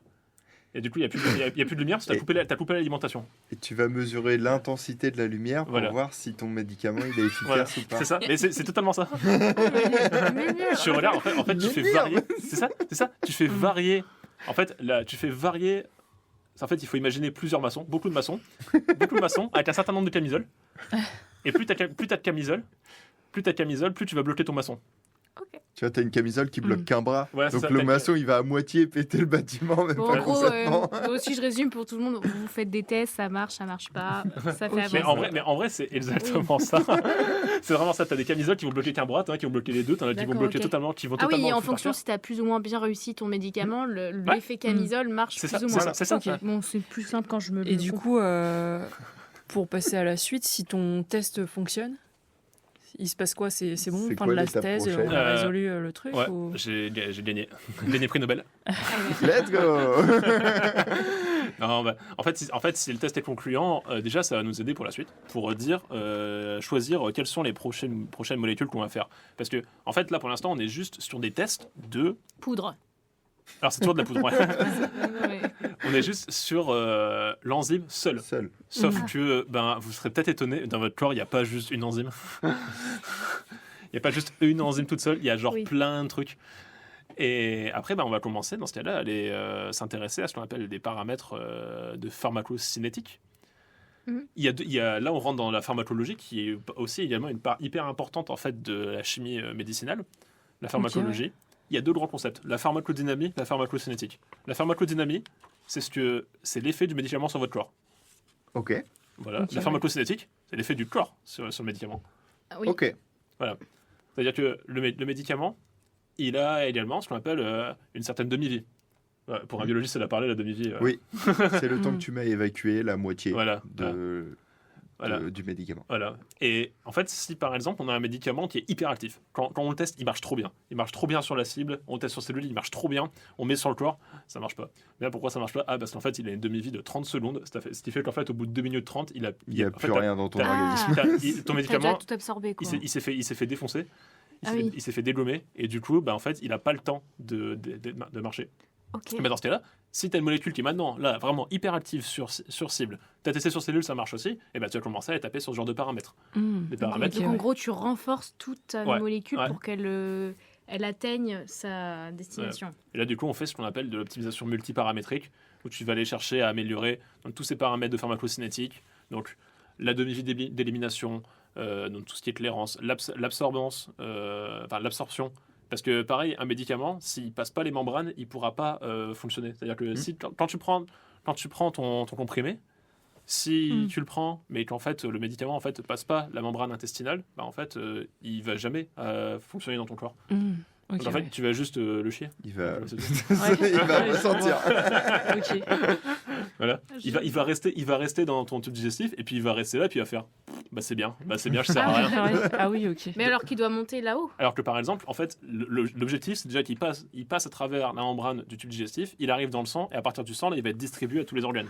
Oui. Je t'ai jamais posé la question Et- par où il passait le Mais médicament. ça c'est un truc tout con parce que t'as mal à la tête, tu prends un Doliprane. Ouais. Tu te dis ok, c'est normal, j'avais mal maintenant j'ai plus mal à la tête. Bah oui, parce que le médicament il était dans ma tête. Oui. Ah ouais, mais en fait, non, le médicament, il était partout. Ouais. Il s'est distribué partout. C'est juste que, comme tu avais mal à la tête, tu te rends compte que là, mais en fait, tu en avais autant dans la tête, Que dans les pieds. même certainement moins d'ailleurs, que dans tes bras, ton Oui. cœur, tes poumons. Moi, je m'étais jamais demandé par où il passait. Enfin, tu vois, pour moi, en fait, c'est très visuel. Hein. J'absorbe le médicament et là, il s'éparpille un peu de paillettes. Bah, Et en fait, il se diffuse, tu vois. Bah, je me dis qu'ils allaient dans mon intestin. Et que... bah, c'est ça. Ils vont dans ton intestin, Mais ils oui, passent mais dans ton c'est sang, plutôt logique, et en après, fait. après, ton sang le distribue à tout le reste du corps. Ok. Ok. Et tu nous as dit tout à l'heure que MT5-MMP, elle n'était Elle-même. pas toute seule dans sa famille. Ouais. Est-ce qu'il n'y a pas un risque à créer un inhibiteur pour elle que ça affecte les autres MT, MM, Les autres MMP de qui sont peut-être pas méchantes Mm. en fait Alors, et qui- c'est une excellente question. C'était un problème qui était un enfer dans ma thèse. Ah oui. C'est ce qu'on appelle avoir de la sélectivité. Ouais. Donc, en fait, être sélectif de ta cible, ne taper que là-dessus. Et en fait, ça c'est super dur, notamment en fait quand on est dans des familles de molécules, dans des familles de protéines, des familles de cibles, comme là les MMP. En fait, c'est super dur parce qu'elles se ressemblent toutes. Elles Ok. se ressemblent à mort. Donc, si tu tapes sur l'une, il y a de grandes chances que tu tapes sur les autres. Et du coup, tout l'enjeu, c'est de réussir à être sélectif. Parce que là, en fait, des molécules actives qui marchent, j'en ai plein, j'en ai à l'appel. Je peux vous en filer si vous en voulez. J'en ai plein. Par contre, des molécules sélectives, ça, j'en ai pas. Ah oui. Ça, j'en ai pas. Il n'y a pas un risque aussi à trop bloquer MT5 ? Enfin, je sais pas, elle est là aussi pour quelque chose dans le corps. Mm. Et si tu la bloques, il n'y a pas un risque de devenir un peu... de déréguler un peu Bizarre. la Ouais. machine ou de- Bah ouais, pareil, c'est vraiment une bonne question. Alors, bah, Inch'Allah, non. Ouais. Oui. C'est vrai que ça, Mais, c'est Ouais. quelque chose que vous pouvez voir juste après. Bah, quoi. en fait, c'est ça. C'est que quand tu testes juste sur ta cible toute seule, c'est-à-dire que t'as juste ta cible qui se balade dans de l'eau, bon, bah, elle, tu l'inhibes pas, ça va rien changer. Et ça me fait penser aussi, le but là de ce inhibiteur, est-ce que c'est un... Tu le prends une fois, c'est fini, il n'y a plus de MT, ou alors ce serait plutôt un truc que tu dois prendre tous les jours pour inhiber? Alors, franchement, là, on est clairement pas encore Ouais. à ce niveau-là. non, mais je bah, sais pas, tu vois, dans parce que là, quand vous cherchez à cibler la cible, ouais. mais je sais pas, elle est morte ou ça se crée tout Non. le temps? Alors, ton corps, il va systématiquement, quand tu bloques une protéine par un médicament de manière générale, alors tu as différents types d'inhibiteurs. Mais par exemple, si on prend un inhibiteur qu'on appelle covalent, c'est-à-dire que eux, ils vont se lier à ta cible, ils vont plus jamais la lâcher. Ok. Ah Ils oui, sont- ok, ouais. Ok. Ils sont liés dessus et c'est fini. La cible, elle est niquée. Tu peux plus rien Ok. faire Ah avec. putain, ouais. Elle marche plus. Elle marche la chope plus, par le elle marche- callback, et alors c'est. Viens là, toi. C'est ça. C'est ça. Ok, Et elle pourra plus rien faire. Elle est flinguée. ok. Et du coup, ben, des fois, ça cause des soucis. Et ton corps, en fait, ce qu'il va faire, en fait, c'est qu'il va juste en reproduire de la nouvelle. En fait, il va dégrader l'ancienne, il va reproduire de la nouvelle. Ok. Et ça, c'est un truc qui fait en permanence. Et alors, du coup, tu disais, ouais, est-ce qu'on apprend genre une fois par jour, trois fois par jour, une Ouais. fois par mois Je vais loin. Non, alors, c'est extrêmement avancé dans J'ai toujours été comme ça. dans le un peu en développement. Paul Turfu. Franchement, on n'y est vraiment pas encore. Mais dans l'idéal d'un médicament, c'est une prise le moins fréquemment possible. Quoi. Ouais. Et un médicament, si tu peux prendre en une prise Mm. une fois par mois, c'est génial. Ouais. c'est vrai. Et le but de ce médicament, à terme, ce serait de bloquer la maladie. On ne pourrait pas en guérir. Ça Ouais, c'est bloquerait un petit l'avancée. peu ça en fait ma question. Certainement pas. Ouais. super. Parce que je pense pas qu'on soit dans. Alors, pareil, il y a différents. On rentre un peu aussi dans la pharmacie, dans la pharmacologie, différents types de traitements. Il y a des traitements qu'on dit symptomatiques, des traitements qu'on appelle traitements de fond, et des traitements qu'on appelle curatifs. Ouais, là vous êtes plus sur quoi? Là, on est plus sur les traitements de fond, par exemple. Ok. Ou alors même du préventif éventuellement. Ouais. Ouais. Éventuellement même Ok, du préventif. Après, c'est encore une fois, il faut qu'on se rappelle tous que c'est pour cibler une des Une tonnes des Ouais, voies ouais, qui sont- hypothèses ouais. c'est ça. de la maladie. Ouais. Donc, il y a peut-être chez des gens, ça a peut-être plus marché. Par exemple, Mini, la petite souris de Marseille. Waouh. C'est qui Ah, je suis remontée loin dans l'épisode là. Tu vois, alors, ouais. Ok. Ok. Moi, j'ai une question purement débile, on va dire. mais tu vas Si, nous sortir une si tu question. découvres la molécule qui est sélective, qui est capable d'inhiber Ouais. MT5, MMP, est-ce que c'est toi qui lui donnes son nom? Ah, alors déjà, tu donnes pas un nom tout de suite. Tu vas donner un nom de façon très tardive, en final, dans le développement clinique. Ok. En fait, tu vas donner un nom souvent aux alentours de la phase 2, une phase 1 ou phase 2 d'essai clinique. Alors, est-ce que vous connaissez un peu les essais cliniques? On Ouais. essaye sur des gens. Ouais, t'essayes sur des gens, ouais. En fait, ça, c'est des trucs qui sont hyper avancés et ça fait partie vraiment du développement du médicament. Si vous voulez, je peux en parler un peu, parce qu'en vrai, c'est hyper intéressant le développement du médicament et c'est pas très connu. Ouais. Au début, tu as le développement initial à la paillasse. Ok, Ouais, c'est ok, À la voilà. paillasse, c'est ce que je fais. Je suis dedans. Je suis en plein dedans. Ensuite, une fois qu'on a une molécule qu'on dit que, ok, c'est bon, elle est active, donc elle marche bien, elle est sélective.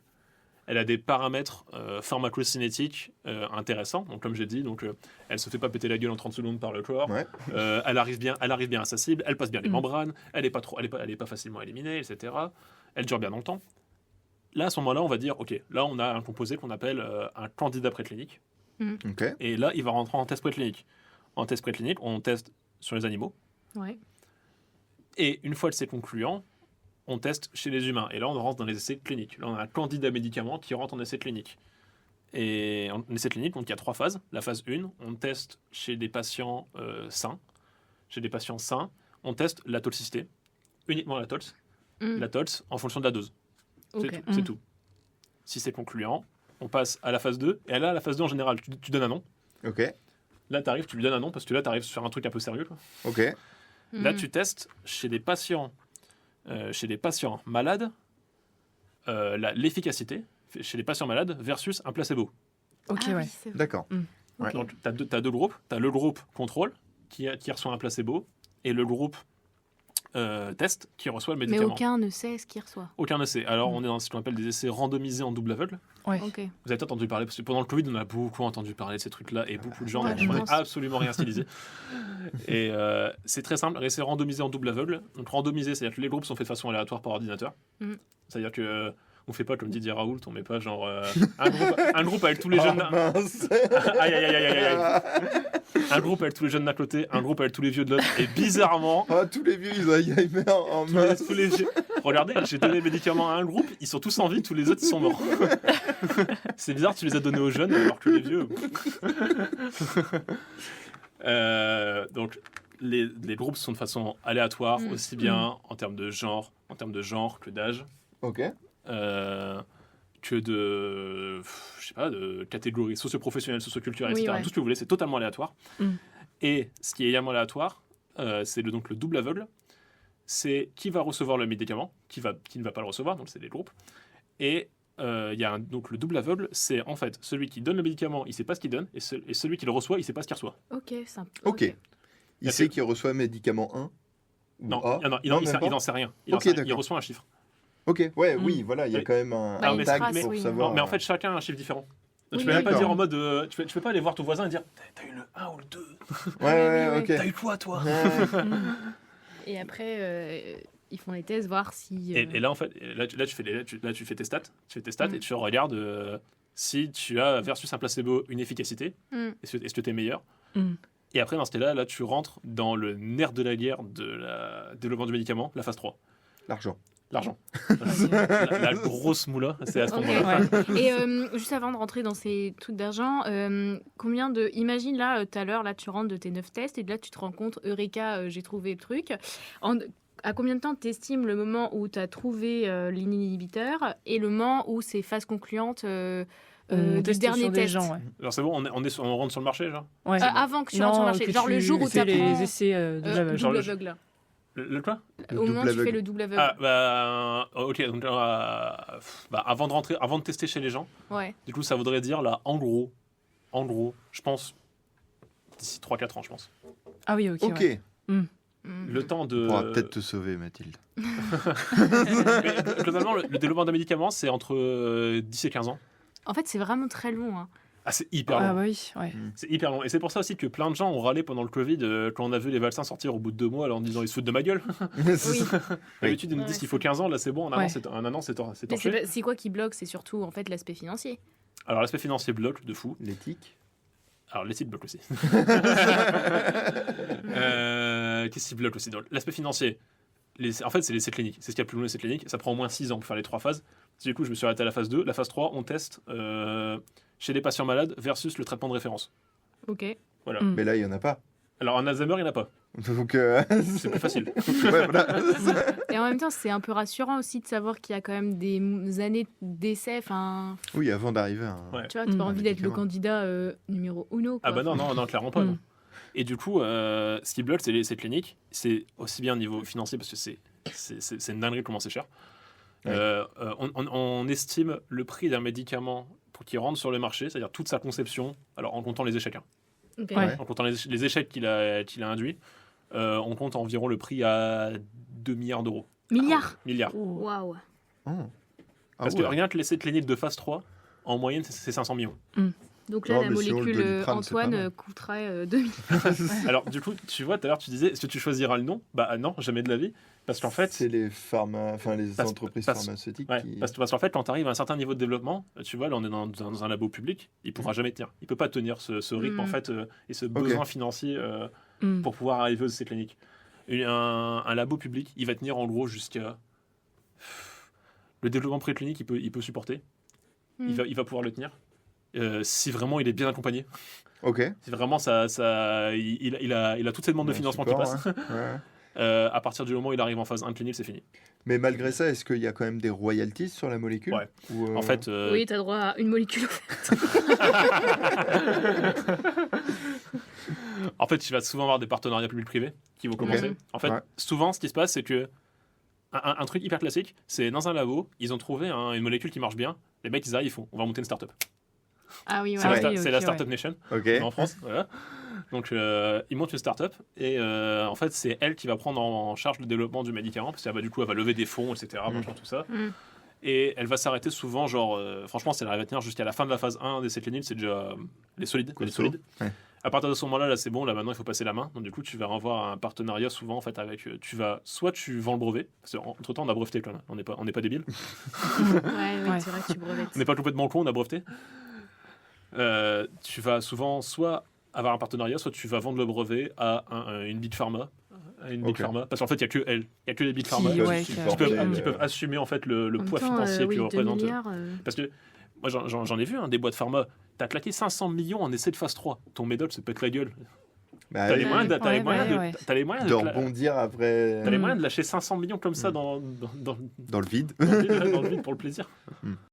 Et du coup, si je reviens à ta thèse, Antoine, ça fait 1 an et demi que tu es en thèse, c'est ça? Ouais, c'est ça. Ouais. En 1 an et demi, là, tu as fait quoi? T'en es où? Et c'est quoi les principaux résultats? Et c'est quoi les prochaines étapes? Si on résume un peu où tout. est-ce que j'en suis? Je suis arrivé dans un projet où il y avait déjà des molécules hyper actives. Mhm. Donc elle marchait bien. Elle n'était pas sélective mais hyper active. J'ai continué en fait à explorer dans cette voie-là et on s'est rendu compte très très récemment, hein, ça date déjà même pas un mois ou deux, Ah oui. que en fait on allait clairement pas dans la bonne direction. Oh. On allait clairement c'est- pas dans la bonne direction parce que dommage. notamment en fait des trucs qu'on croyait vrais en fait sont faux. Ah. Et du coup on a changé pas mal de trucs. Et du coup on est reparti sur de nouveaux objectifs, des nouvelles bases que je pense plus saines. Ok. Perso, ça m'a redonné un peu de motivation parce que franchement, c'est là qu'au bout d'un moment, enfin, Bah, c'est dur, je pense, quand tu vois que tous tes tests. en fait, pour expliquer rapidement, Ouais. je vous expliquais tout à l'heure qu'on faisait des relations structure-activité, c'est-à-dire qu'on prend, un gros morceau de la molécule et on va juste modifier une petite partie. Mhm. Oui, ouais. On va juste modifier une petite partie et après on fait plein de molécules comme ça différentes. On a juste modifié une petite partie et on regarde la différence d'activité à chaque fois. Moi, en fait, j'ai fait ça et j'ai mis des trucs qui n'avaient absolument rien à voir et il y a zéro changement. Ah, ok, ouais. Il n'y a rien qui change. J'ai des molécules qui sont toujours très actives, mais il n'y a rien qui change. Et c'est pas normal, en fait, Mhm. qu'il y ait rien qui change. Vu les trucs que j'ai mis dessus, vu les groupements que j'ai introduits, il y aurait dû avoir des changements. Ok, ouais. C'est pas normal que ça change pas. Et du coup, en fait, on s'est posé la question pourquoi ça change pas, etc. Quels sont les soucis? Et du coup, on s'est reposé des bonnes questions, on est reparti sur des bases plus saines. Et là, du coup, en fait, c'est pour ça que je disais ce matin, j'avais beaucoup de molécules de type preuve de concept, parce qu'en fait, du coup, j'ai développé un peu plein de molécules en fait qui ressemblaient pas vraiment à celles que j'ai fait avant, Ok. Ah, à celles ok, qui ouais. étaient faites avant dans le projet. Et ben, on va regarder en fait si celle-là fonctionne. Ok. Ah oui, donc là, c'est. Ah, c'est cool de. Enfin, C'est un peu un nouvel stimulant en fait. univers. Ouais. Ouais, voilà. C'est un Mm. peu stimulant parce que du coup, tu repars sur des bases un peu nouvelles, tu changes de ce que tu as l'habitude de Mm. faire. Et ouais, moi, j'ai bien aimé faire ça. Et en fait, ça m'a aussi un peu ouvert l'aspect encore plus pluridisciplinaire parce que pour faire ça, on s'est beaucoup appuyé sur la modélisation moléculaire. Mhm. Donc beaucoup, j'ai fait de travail sur ordinateur. On a regardé qu'est-ce qui serait logique, quelle molécule serait logique à faire, etc., par rapport à ce qu'on avait avant, et qu'est-ce qu'on pourrait tester, etc., qu'est-ce qui serait intéressant à vérifier, quelles hypothèses seraient intéressantes à vérifier. Et du coup, ouais, ça fait encore plus de trucs, c'est encore plus pluridisciplinaire qu'avant, et moi j'aime beaucoup. Ouais. Et j'ai juste une dernière question sur ton travail. Du coup, l'objectif de ta thèse, concrètement, c'est de trouver une molécule intéressante. C'est un peu ça le grand objectif. Si à la fin des 3 ans, là, il y a rien de concluant. L'objectif, ce sera de dire, ok, bah moi j'ai testé ça marche pas, mais voilà, c'est des réponses. Du coup, on va peut-être plus tard débuter une nouvelle thèse avec quelqu'un d'autre qui testera. Ouais. C'est ça, en gros. Ouais, peut-être en fait, parce que déjà, comme je disais tout à l'heure, je suis la 3e thèse sur le sujet. Ouais. Donc forcément, j'ai repris les travaux qui étaient faits avant. Ouais. En plus, ces 3 thèses qui suivent, vraiment, la deuxième a commencé quand la première soutenait, et moi quand je suis arrivé, le mois d'après, la thèse d'avant soutenait. Oui, Ok. c'est vraiment... Ouais. Donc, du coup, c'est assez pratique, parce que du coup, j'ai pu assister à la soutenance. Oui. C'est assez Et pratique. il y a un tuilage entre les Ouais, deux. ouais, carrément. Ouais. Ça se superpose à peine, tu vois. Enfin, voilà, Ouais. genre juste sur 2 ou 3 mois, mais le temps que l'ancien te lance sur le sujet, tac, et puis voilà. Et c'est hyper pratique. Et du coup, s'il n'y a rien de concluant, alors peut-être qu'ils n'auront pas le financement pour enchaîner sur une autre thèse. Hein. C'est pas impossible aussi. Hein. Ah oui, les 3 thèses, vous étiez tous basés sur les dés de MT5, MMP oui. Marseille. Okay, ouais. C'est vraiment les 3 thèmes, les trois thèses exactement sur le même sujet. Quoi. Ouais, okay, D'ailleurs, maintenant, ils commencent à être emmerdés pour trouver un nom à la thèse. Parce que vraiment... L'inspi, il n'y est plus trop. Il n'y a plus trop d'inspi. Là, vraiment, à chaque fois, ils sont en mode putain, merde, on l'a déjà fait celui-là. Et c'est pas trop déprimant ou trop stressant? Tu te dis pas putain, vite, faut que je trouve un truc. Ouais. Non, parce qu'en vrai. C'est le jeu. Ouais, c'est ça. Ouais, c'est ça, c'est le jeu. Et puis, c'est pas choquant dans notre domaine de voir beaucoup d'échecs en fait. C'est quelque chose de commun en fait et on l'accepte. Ça fait avancer le C'est pas vraiment un échec, ouais, ça. Mais c'est quand même des réponses. Ouais, voilà, dans tous les cas, j'allais dire, c'est très pompeux, mais on crée de la science, lol. Oui. Voilà, on crée des connaissances. Mais dans tous les cas, voilà, à la fin, au pire, ça fera une publi, puis c'est tout. Voilà. Si ça mène à rien de plus qu'une publi, c'est tout, ça fera une publi, puis voilà. Ce sera déjà bien. Ce sera déjà bien pour l'avenir, c'est cool.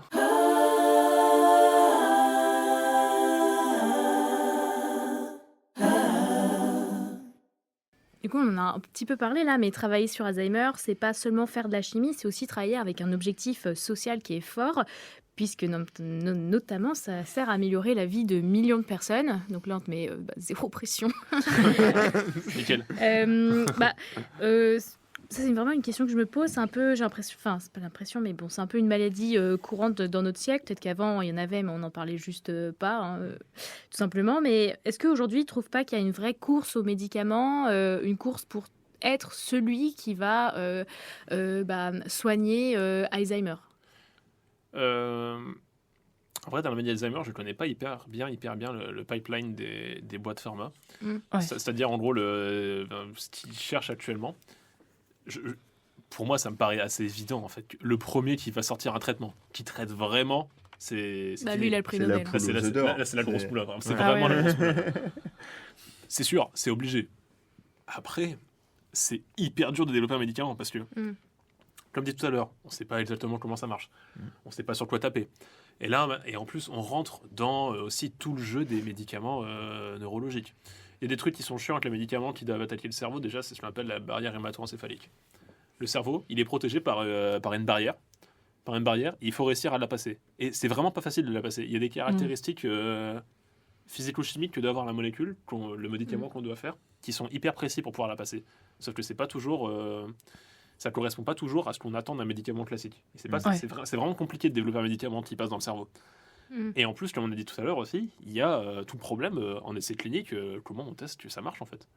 Quels sont les marqueurs spécifiques, les déterminants qui nous permettent de dire avec précision, ouais, là ça marche. Parce que tu vas pas ouvrir le cerveau de la personne pour voir s'il y a des plaques. Non, on va pas faire des autopsies à tous les patients qu'on teste. Ouais. Surtout s'ils sont encore en vie. Non mais c'est juste pour voir. On vous le rend après, c'est bon. Et cette course un peu à qui sera le premier à trouver le médicament, est-ce que ça freine un peu les collaborations entre diverses équipes d'un point de vue international ou pas trop? Ou est-ce que c'est plutôt une grosse E.T. collab? Ouais. Est-ce Il que y en a c'est ou plutôt pas de la Ah. collaboration ou de la compétition Ah, je ne sais pas. Là, j'avoue, franchement, j'ai vraiment pas la question. C'est Ouais, vraiment, c'est pas c'est- trop. c'est vraiment une bonne question, mais en vrai, j'ai pas la réponse là-dessus. Bah, déjà, vous avez travaillé avec Marseille et tout, ça montre que quand même à l'échelle de la France, il y a un peu une collaboration. Ouais, parce que là, pour le coup, ils sont obligés, en fait, Marseille, parce que, comme je disais, Oui, c'est pas leur Ils corps n'ont de pas la métier. compétence. ils n'ont pas la compétence pour développer du Ouais. médicament. C'est Mais pas- par exemple, imagine là, demain, il y a une équipe américaine qui voit MT5, MPPP et qui se dit bah, let's go, we do it. Great Bon, again. en français, je le dis, c'est nous aussi, on aimerait aussi se lancer. Enfin, tu vois, genre, ils ont le droit aussi. Ouais. Ouais, voilà. Ok. Mais ils pourraient aussi s'appuyer sur ce que vous avez trouvé qui marche pas et, je sais pas, faire une collaboration. Actuellement, il n'y a pas eu de public, du coup, il risque pas de trouver. Ah, ok, ouais. Aïe. Ça aide un peu. Donc, alors après aussi, toujours, quand tu fais un truc, on brevette toujours, on s'arrange toujours. Mm. Alors franchement, ça c'est la course au brevet. Hein. Ouais. C'est plutôt ça en fait. ouais. Plutôt que la course au médicament, c'est la course au brevet. Parce que c'est quoi en fait le course au brevet? C'est une question d'argent, de Ouais. mérite, des fins d'ego Non, ou c'est une de... question d'argent. Ok. C'est clairement une question d'argent. Alors, c'est en fait, si derrière tu as breveté une molécule qui marche, en fait, on s'en fout derrière que tu n'aies pas les moyens de l'exploiter, pour aller plus loin en essais précliniques ou cliniques. On s'en fout parce que si tu arrives, une boîte pharma qui galère, hein, ils galèrent tous à développer du médicament anti-Alzheimer. Ils arrivent, ils font putain, il y a la petite équipe là à Caen, là, ils ont développé un médoc, il marche hyper bien en tests cellulaires, en tests sur animaux. C'est vachement bien, on pourrait quand même peut-être essayer de faire un truc là. Ouais. Mm. Les mecs vont pas se dire oh non, ils ont breveté, c'est mort. Ils vont arriver, ils vont dire bonjour, combien On le brevet? rachète. Oui, c'est Bonjour, ça. Oui, c'est combien le ils rachètent brevet les brevets, Ah, ouais. ils rachètent les brevets, Mm. d'accord. Ah oui, ils te rachètent ton brevet. Et c'est pour ça qu'en fait, c'est une question d'argent. Oui. Ouais. Alors après, t'as une question de renommée aussi. Hein. Ok. T'as aussi une question de renommée, évidemment. Quand t'arrives derrière, t'as une boîte pharma, une grosse boîte pharma qui arrive et qui vient te racheter le petit brevet de la petite équipe de Caen. T'inquiète pas que ça, pour le laboratoire, ça fait un rayonnement de fou, quoi. Ça- Mm. Oui, Ah oui. bah là, ouais. Et pour Ça- les labos après qui commercialisent le médicament anti-Alzheimer, enfin c'est comme tu vois quand on avait le Covid là les vaccins et tout, enfin bon là je le sais plus parce que moi aussi j'oublie beaucoup de choses mais je sais plus le nom de la boîte. Mais tu vois, Pfizer. Pfizer, voilà. Bah, Pfizer. avant Ouais. désolé mais Entre moi Pfizer je connaissais pas. Tu connaissais pas Pfizer? Bah non. Tu connais pas le Viagra? Bah si Ah, c'est mais Bah oui, c'est eux. non. Même dans tous les bons plans, oui. Les mecs, ils ont vu tous les trucs qui marchent. Bah, ouais du coup oui c'est vrai Mais- que ça participe à la renommée effectivement. Mais ouais, et Pfizer, pour le coup, c'est vraiment dans les plus grosses big pharma Ouais. du monde. Je pense qu'ils sont top 5, voire top 3 des big pharma, quoi. Avec Ok. AstraZeneca, Ouais. Ok. Bayer, Sanofi, Ouais, bah oui, ouais. Johnson Johnson. Mm. C'est vraiment de la grosse big pharma, hein, Pfizer. Hein. Quand t'es là-bas, c'est bien. Si Pfizer nous écoute, n'hésitez pas à acheter les brevets de l'université de Caen. Hein. Nous, on n'a Lâchez-vous pas, les gars, c'est ça. le bon plan. Et est-ce que Alzheimer aujourd'hui, c'est. Je sais pas comment dire, il y a plusieurs maladies qu'on essaye de trouver des traitements actuellement. Est-ce que c'est vraiment une des top maladies La poule aux yeux d'or. Ouais. auxquelles on investit Mais- beaucoup d'argent Ouais. Mais tu vois, en fait, ça que je disais tout à l'heure, c'est qu'en vrai, je sais pas trop Tu trop. sais, ouais, ok. Je sais pas trop en fait aujourd'hui. Est-ce que vraiment la recherche contre Alzheimer, elle est vraiment hyper avancée parce qu'en fait, ça a dégoûté beaucoup de gens. Ah oui, ok, ouais. Ça a dégoûté beaucoup de gens. Ok. Et surtout, en fait, les boîtes pharma, elles voient. Alors, c'est des boîtes, faut qu'elles fonctionnent, faut qu'elles marchent. Oui, elle voit Elles économie. voient, elles voient de la rentabilité. Ouais, Elles s'il y se a disent, trop d'échecs, elles se disent. Il y a oh tant de là- clients potentiels. Ouais, ah bah alors, Je sais là, pas. là, pour le coup, il y en a. Là, il y en a. Ouais. Là, c'est clair qu'il y en a. Mais en fait, ils regardent toujours le coût par rapport à ce que ça va rapporter. Quoi. Ils regardent Ouais. le retour sur investissement qu'ils peuvent avoir. Et en fait, là, je suis pas sûr qu'ils soient positifs, en fait. Ouais, il y a une forme de scepticisme. On va la refaire, celle-là. En gros, oui, mais même ça, tu le dis par rapport aux boîtes pharma, mais est-ce que aussi au sein de la recherche, il n'y a pas aussi une forme de façon, on ne trouvera jamais ou... Une sorte de lassitude, peut-être. Je ne sais pas. L'avantage qu'on a dans le public, c'est que nous, on n'a pas cette question-là. Hmm. Non, c'est tout l'avantage de la recherche publique. Tu peux te permettre d'échouer. Bon, bah Oui. tant pis. Oui. Ouais. Ce qu'ils peuvent pas se permettre dans les boîtes pharma. Nous, c'est l'avantage. Alors après, est-ce qu'il y a une sorte de lassitude vis-à-vis d'Alzheimer c'est bon, je commence à me saouler, on ne trouve rien là. Ça fait 100 ans qu'elle existe la patho. Ouais. Enfin, 100 ans qu'on la connaît, mais il n'y a toujours rien dessus. Je ne sais pas, mais en tout cas, moi, je connais beaucoup de labos qui bossent sur Alzheimer. Ah oui, Du moins en public. Ok, Ok. ouais. Il y en a beaucoup, parce que, pareil, c'est toujours déjà, d'une part, la poule aux odeurs d'un côté, c'est toujours aussi on a peut-être tendance à oublier parce qu'on parle beaucoup d'argent et à un moment, il y a comme des humains. Ouais, il y a des humains derrière. Ouais. Des humains derrière. Il y a un besoin médical qui est réel, quoi. Et tu te sens investi un peu de cette mission sociale. C'est pas un peu lourd? Ça veut rien dire. Hein. Mais je sais pas, tu te sens pas un peu. Enfin, c'est pas facile de travailler sur ces questions-là parce qu'on est plus ou moins tous touchés par ça. Et je sais pas, tu te sens pas des fois en mode putain, faut que je réussisse. C'est pour mamie. Enfin, tu vois. Non, parce qu'en vrai, déjà, j'ai absolument aucune certitude que même si j'arrive à réaliser la molécule qui est prévue, qui était ce qu'on voulait à la base, j'ai aucune certitude que ça marche à la fin. Ouais. Oui, c'est vrai. Ok. Donc, Ok. Mais tu serais pas un peu content? Ah bah si, bien sûr. Tu le mettras sur le CV là. Ah bah ça, déjà, il y aura un HR en premier auteur qui va tomber. Donc, Oh. C'est bon, la carrière, elle est faite. c'est bon, je peux m'arrêter là. Mais non, Oui. en vrai, non. Alors, parce que aussi, moi, j'ai pas rencontré la saute patient. J'ai la thésarde d'avant moi qui, elle, m'a dit que on l'a envoyé faire de la vulga chez la fondation Vaincre Alzheimer, qui est une très grosse fondation, je crois la plus grosse en France, qui finance Ça va pas être simple. Oh, Faire la ça. pression que recherche. tu dois ramasser au Ils retour l'ont- au labo. Ils l'ont envoyé faire de la vulga là-bas. Mm. Et du coup, elle a rencontré les patients. Et en fait, elle m'a dit c'est très compliqué. Parce que tu arrives là-bas, les patients ils te disent mais alors du coup, c'est bon, on va pouvoir. Ah, c'est horrible. On va être Ah soigné. Ouais. Et en Ouais. fait, et elle, du coup, elle dit vous savez, c'est compliqué. Et puis, il faut même dans. Enfin, t'as ta personne de 80 ans qui te dit c'est bon, on pourra traiter Alzheimer parce Non. que moi je l'ai. Et que toi t'arrives et tu te dis bah vous savez, déjà, le temps que mon médoc qui sort, vous serez morte, madame. Ouais. Ouais. Mais oui, c'est vrai que Ouais. c'est compliqué de comprendre que c'est tellement long. Mm. Voilà. Non, mais c'est super compliqué. Et du coup, ouais, moi, je ressens pas ce poids social parce que j'ai pas été voir les associations de patients. Je pense que si j'avais Ouais. été, Ouais, tu te sens investi pas Bah, pareil quoi. je sais pas si tu te sens investi d'une mission, mais tu te dis, bon, déjà, Bah, rentres tu chez- mets des visages en fait. ouais, Ah tu oui. mets des visages sur la sur maladie. ta maladie. Et franchement, c'est pas facile. Hein. Ouais. C'est compliqué, hein, parce que pour avoir été, parce que dans mon parcours de pharmacie, j'ai bossé à l'hôpital. Mm. Ok. Dans le parcours de pharmacie, on a des stages hospitaliers obligatoires à faire, et moi, j'ai été 4 mois à temps plein en service de gériatrie. Ah oui, bah tu en as vu là. J'en ai vu des patients, franchement, Ouais. quand tu les vois, des fois, tu te dis, Mm. ça fout pas le moral, quoi. Ouais, Ouais. bah, c'est clair, ouais. Tu rentres et là, tu te dis, putain, franchement, la vie, c'est de la merde.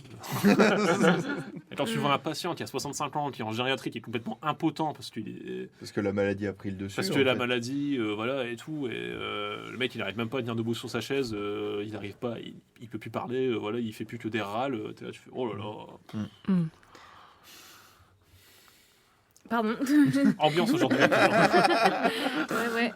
Bah on va passer peut-être à quelque chose de plus joyeux. Joyeux. Ouais. On va détendre l'atmosphère.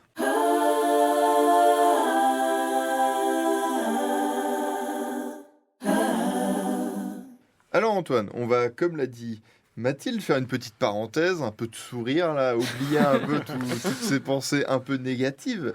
Et on va faire ce qu'on appelle chez nous déjouer les clichés du doctorat. Donc, On va te mettre à l'épreuve d'un stéréotype qui est présent dans notre petite sacoche. ASMR sacoche. Ah, j'adore les SMR. Tu vas pouvoir tirer un petit papier et donc répondre à un stéréotype qui est présent sur celui-ci. Les doctorants n'ont plus de vie. Ah bah super, je croyais qu'on allait retrouver le sourire. C'est peut-être pas le Bon, meilleur. bah loupé. Je vais le sortir un autre. Non mais en même temps tu vas pouvoir peut-être ou pas prouver le contraire. Alors, ouais. Parce que franchement, alors moi, je suis vraiment pas. Alors, en fait, je pense que ça dépend vraiment de ta personnalité, en fait, du doctorant, je pense. Parce que vraiment, moi, je suis pas. J'ai une capacité qui, je pense que beaucoup me l'envient, en fait. C'est que quand je sens. Alors, C'est Superman. je vais pas lâcher une dinguerie, mais c'est juste que Je suis fait- invisible. quand mes chefs me cherchent, ils ne me voient pas. Mais c'est juste que, en fait, moi, quand je sors du labo, j'y laisse tous mes problèmes. Ok. Tu ramènes pas ton boulot Je les emmène pas chez moi. Ok. Ok, pas mal. Et du coup, genre moi, Félicitations. La chance, ouais. Oui, Et parce voilà. que moi, sous la douche, j'y pense. Hein. Mais non, mais alors, je vais pas vous dire que ce matin, j'ai pas pensé toute la journée en me disant putain, j'ai mes manips là. J'ai mes tests. J'ai mes Ah, tests oui. là, j'ai trop peur de savoir ça à faire. Mais en vrai, c'est vraiment un cas à part parce que là, c'est vraiment des trucs assez. Parce que c'est Oui. en plus, ça. Ouais, voilà. Mais déjà aussi parce que ça me hype. Ça me hype de Oui, savoir voilà, aussi. ça te- Ouais, voilà, il y a une petite excitation Voilà, quand c'est ça, même. c'est sur, ça. C'est différent. Mais sinon, moi, en vrai, je rentre chez moi. Toute ma chimie, elle a jamais marché. Là, ça fait 2 mois que j'ai pas sorti de produit. Pendant toute ma première année de thèse, j'ai pas sorti un seul produit final, un seul produit parti en Ouais. test. Ok. Ce qui est Wow. vraiment de la grosse merde. C'est peut-être pour ça qu'il n'a pas trop. T'arrives à tout laisser autre. Pour ça, j'ai le temps de venir tourner le podcast, tu vois. Ouais, ouais. T'as le rognon de mi-parcours de thèse. C'est ça, voilà. Ah, j'ai mon CSI là dans 1 mois, ils vont être époustouflés. J'ai 0 résultat. Voilà. Mais ça va, j'arrive à tout laisser chez moi. Bravo. Non, mais oui, t'arrives à bien séquencer. Ouais, voilà. voilà. Et en vrai, j'ai la chance d'être dans un labo qui est vachement vivant. Qui est vachement vivant, on bouge beaucoup. Toutes les semaines, on sort au moins une fois. Trop bien. Ok. Ah bah ça va aller dans nos questions pour la suite. Genre, mais non, mais, Bien ça. genre là, par exemple, cette semaine, on a prévu d'aller à la fête foraine de Caen, voilà, jeudi. Faut y aller là, c'est bientôt fini. Ouais, hein. Ouais, bah dans justement, 10 c'est pour ça qu'on jours, s'est dit. c'est Le faut- Kong, il va pas rester là toute l'année. Nous hein. aussi, on fait ça des fois. Mais genre, on sort au moins une fois par semaine, en général le jeudi. Je sais pas pourquoi, on a gardé notre C'est âme d'étudiant. bizarre. Non, ça tombe bien dans le calendrier. Je crois qu'on a- ouais, Ouais, c'est marrant. Je crois qu'on a gardé notre âme d'étudiant et du coup, le Non, mais jeudi, c'est important. Hein. Et en vrai, non, pas de vie, non, clairement pas, non. Enfin, c'est franchement, même. Non, parce que là, t'as dit pas de vie. Non, clairement pas de vie. Ah non, il n'y a plus Ah oui, rien là. non, si. Non, plus Oui. de vie. Si, Oui, si, mais ça va. t'inquiète, parce que tout le monde a compris. Non, aucune vie ici.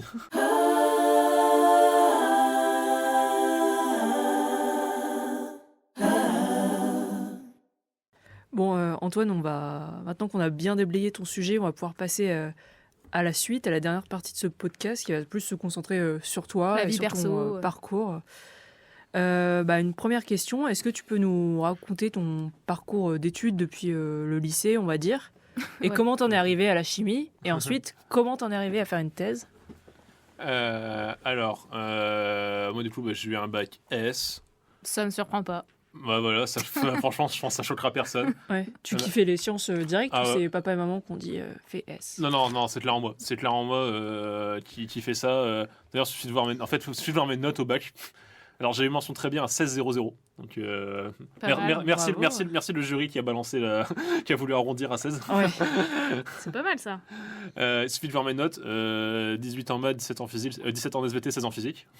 Ah Voilà. oui. Et du coup, t'as compris pourquoi j'ai fait S. Oui, ouais. ok, ouais. Voilà. Parce qu'après, derrière, il y avait genre 8 en philo, par exemple. Ou t'avais une appétence pour les sciences. Ouais, carrément, Mm. ouais. Et moi j'avais un rêve, c'était d'être médecin. Ah oui. Ah. Donc, Non, bah, parce que du coup, tu es pharmacien. ouais. Ouais. C'est là, alors là, il y a un petit Ouais, plot twist. bah... Oui. Et le plot twist, c'est que j'ai chié la PACES. Voilà. Ah, t'as été en passé. Ok. Donc j'ai fait 2 ans de PACES. Du coup, donc à Lille. Donc Ouais. 2 ans de PACES.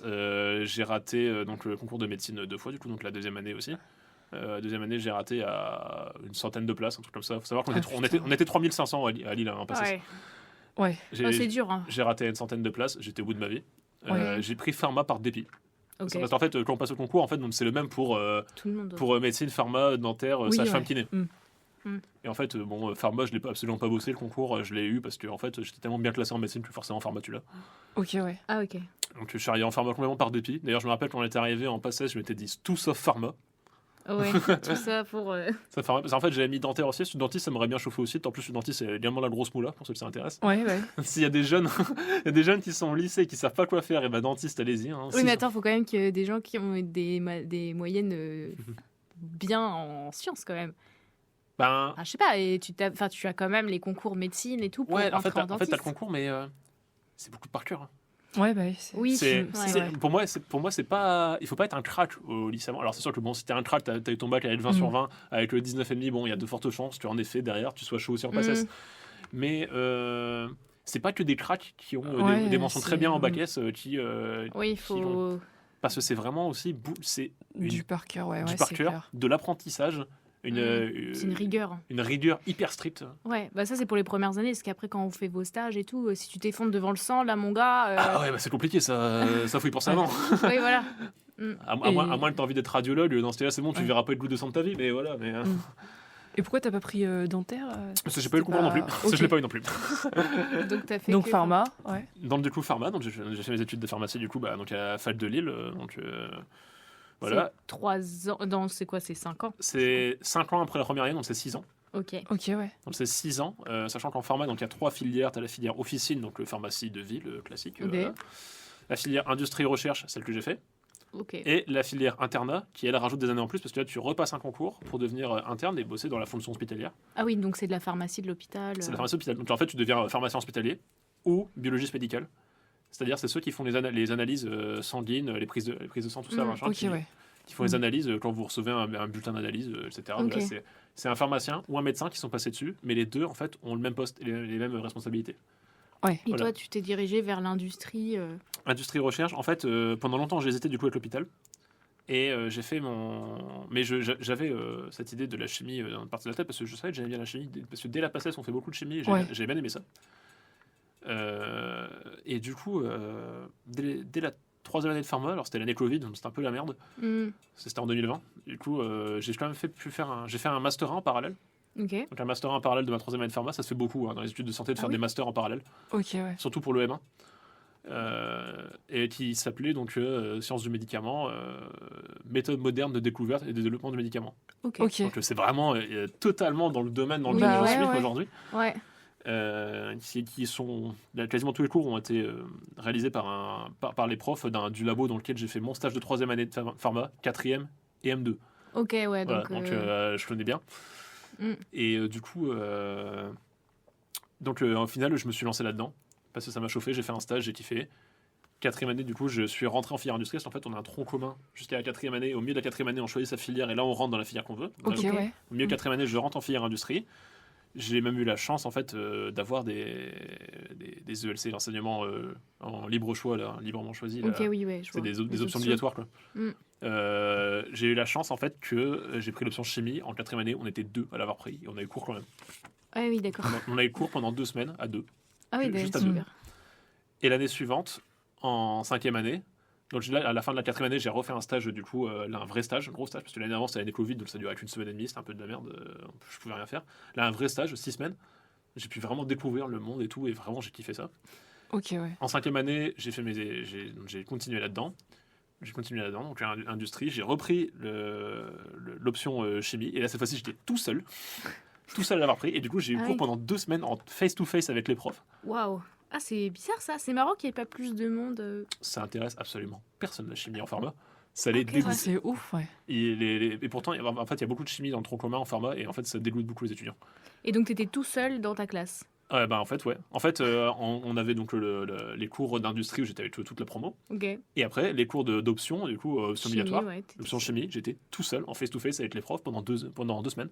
Putain, c'est trop. Mais même en C'est- tant que prof, c'est trop bizarre de donner un cours à une C'est très seule. bizarre, mais en Mm. fait, c'était trop bien. Ouais, C'était tu oui, peux incroyable. du poser coup, toutes les questions. que C'était tu incroyable. veux, Et en fait, ouais. j'ai step up de fou en chimie. En vrai, avant, je puais la merde en chimie. J'étais vraiment éclaté. Et là, j'ai vraiment step up à mort Oui. pour avoir un niveau correct, potable, du moins pour un pharmacien. Alors, pour Ouais. pour quelqu'un qui est pharmacien de chimie, il dirait que je suis nul et il a raison. Hmm, Mais pour un pharmacien, c'est OK. C'est ok. correct. À la suite de ça, j'ai fait un stage en 5e année chez AstraZeneca en Suède, Oh, Ok. 4 mois. trop bien. Donc, je suis parti là-bas, j'ai fait 4 mois de stage là-bas, donc c'était vachement bien. J'ai appris plein de trucs et tout. J'ai pu découvrir ce que c'est de vie dans les laboratoires de recherche d'une big pharma. C'est abusé. Ah ouais. Toute la C'est une thune. ville dans un ouais. labo, quoi. J'étais dans le labo dans lequel j'étais, il y avait plus de 3500 employés. Ah oui, d'accord, c'est ouais, c'est énorme. C'est vraiment, c'est immense. Et donc à la suite de ça, en fait, en pharma, quand on prend la filière industrie, on fait pas de 6e année comme les autres. Ok, On fait un M2 qui valide une 6e année en fait. ok, d'accord. En fait, du coup, j'ai pris un M2 sciences du médicament, parcours conception, synthèse, design, enfin toujours le même thème en fait. Et donc là voilà, stage de 6 mois dans mon laboratoire à Lille. J'ai passé le concours de l'école doctorale pour avoir ma thèse à Lille. Je l'ai Ok. pas eu. Et est-ce qu'en fait, ça, c'est un peu dans la logique des choses d'aller directement en thèse ou t'aurais pu t'arrêter après la 6? Bah, en fait, le problème c'est que Alors, j'ai fait des études en fait qui impliquent de passer une thèse en fait. Oui, ouais, en fait, je Oui, suis con, c'est comme quand t'es en ok, médecine, ouais, t'es obligé de c'est- passer la thèse à la fin. Non, Non, c'est pas la même. Alors, Non, je c'est- sais, c'est pas la même, mais c'est pas quand la même, c'est le. Ouais, non, parce d'accord. que c'est dans ce cas-là, en fait. C'est pas Alors, vrai. alors, si tu veux, si tu parles de ça, dans ce cas-là, j'ai 2 thèses à faire. Ok, d'accord. Ouais. J'ai la thèse, qu'on appelle la thèse de D'état, sciences, quoi, voilà, ouais. thèse de sciences, et la thèse d'exercice. Oui, Ah voilà. ok, c'est La ça. thèse Que les d'exercice. médecins passent. Donc les médecins, les pharmaciens passent, etc. Oui. Les dentistes, tout ça passe. Et ça, je l'ai pas encore fait. Faudrait que je me bouge le cul d'ailleurs. T'en as 2 à passer en fait. Ouais, Ouais, mais c'est mais différent. ça, c'est Oui, différent. c'est comme un. Ouais, non. C'est un mémoire biblio, c'est un gros mémoire Oui. biblio pour la plupart. On fait ça. Mais voilà, faut que je le fasse. Voilà. Ouais, Et du coup, pour à la fin avoir le diplôme de docteur d'État en pharmacie. Ok. ok. Et du coup, donc j'ai passé le concours de l'école doctorale pour avoir une thèse à Lille. Mm. Je l'ai pas eu. J'ai fini dans les derniers en plus. J'ai fini dans les derniers. Je me suis fait marre au concours. Et il y a une œuvre de thèse en fait qui a popé ici à Caen. Et il se trouve que moi je connaissais déjà les gens qui étaient au labo ici parce que notamment il y en avait un que j'avais rencontré à AstraZeneca 1 an avant. Ok, Suède. pas mal. On s'était rencontrés en Suède et on s'est retrouvés ici.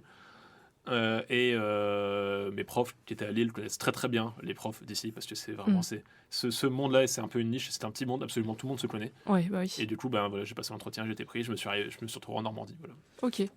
Et j'ai une question. Ça existe des licences de chimie. Ouais. Est-ce que en faisant une licence de chimie, on pourrait venir faire une thèse dans ton labo? Enfin, c'est quoi les Ah. différences en gros Absolument.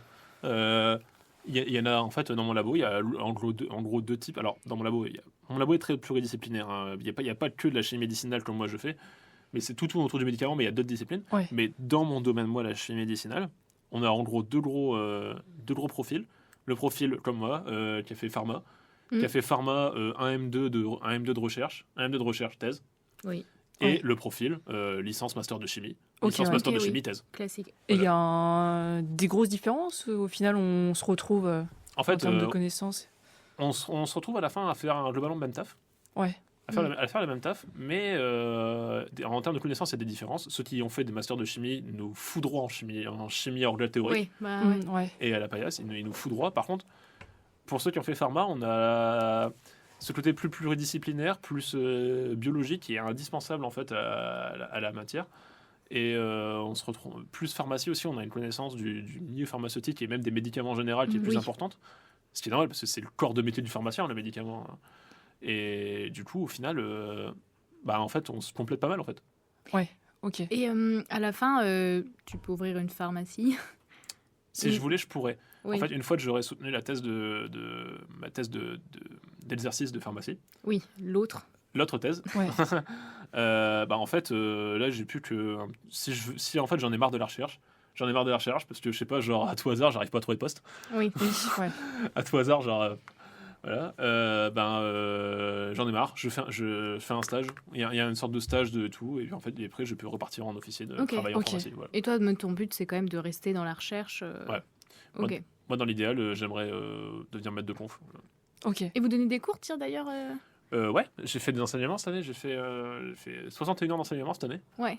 J'ai fait des TP de chimie orga au 2e année de pharmacie. Ok. J'ai fait les TP de chimie thérapeutique au 3e année de pharmacie.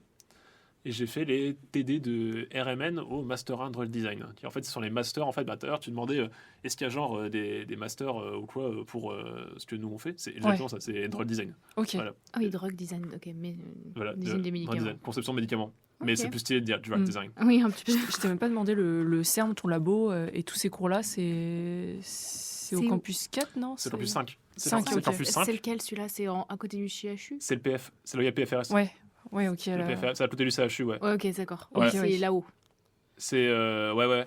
C'est là où il y a du coup le PFRS, donc en fait la fac de médecine, dentaire, kiné, sage-femme. Mais vous avez Ouais. un bâtiment à part. Hein. Et juste à côté, il y a la fac de pharma à part. Ok, d'accord. Ok, ouais. Il y a la fac de pharma qui est à part. Et moi, du coup, j'ai fait tout là. Et en fait, mon labo est juste à côté, en fait. Parce qu'en Hmm. fait, tous les profs qui sont à notre labo, en fait, font cours en pharma. Ok. Oui. Et la voie classique pour les doctorants de ta filière après avoir fini leur thèse, c'est plutôt d'aller travailler pour justement les grosses entreprises dont on parlait tout à l'heure, AstraZeneca et compagnie. Je sais pas s'il y a une voie classique. Après, comme tu étais tout seul dans ta classe, il n'y a peut-être pas trop de compas. Non, mais mais les en autres. général, les doctorants, Ouais. c'est souvent en débouché, ça, non? Bah, en fait, bon, déjà postdoc. Oui, les Oui, postdocs, oui, ouais, je pense Voilà, que... postdoc, blablabla. J'en Mais ceux trouvais qui plein. veulent pas, qui sont pas plus fans que ça du milieu académique. Et... Bah ouais, mais même trouver un poste direct après dans l'industrie, c'est pas facile. Hein. Ah ouais, ok. Ils demandent quand même, je pense, des postdocs, au moins un, je pense quand même. Ok. Après, sinon, bah ouais, bah, de toute façon, ouais, c'est. En vrai, il n'y a pas vraiment de voie type. C'est en fonction des sensibilités des gens. Est-ce qu'ils préfèrent plus l'industrie? Ok. Est-ce que l'enseignement ça les chauffe? Ils veulent rester en académique?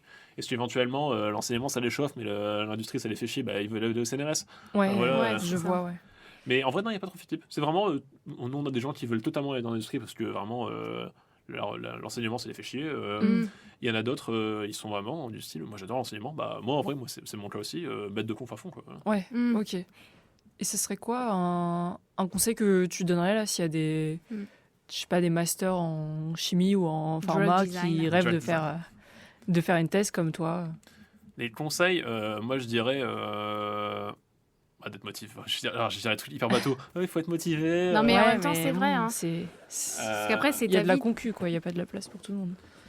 En thèse, en vrai, pour accéder à la thèse, je sais pas. Il y en a, mais pas. Je pense que si tu veux vraiment faire une thèse, tu l'auras. Tu trouveras ta thèse. Oui, mais oui, c'est vrai que c'est des réponses à des sujets qui s'offrent. Attends, c'est pas comme ça qu'on dit, mais...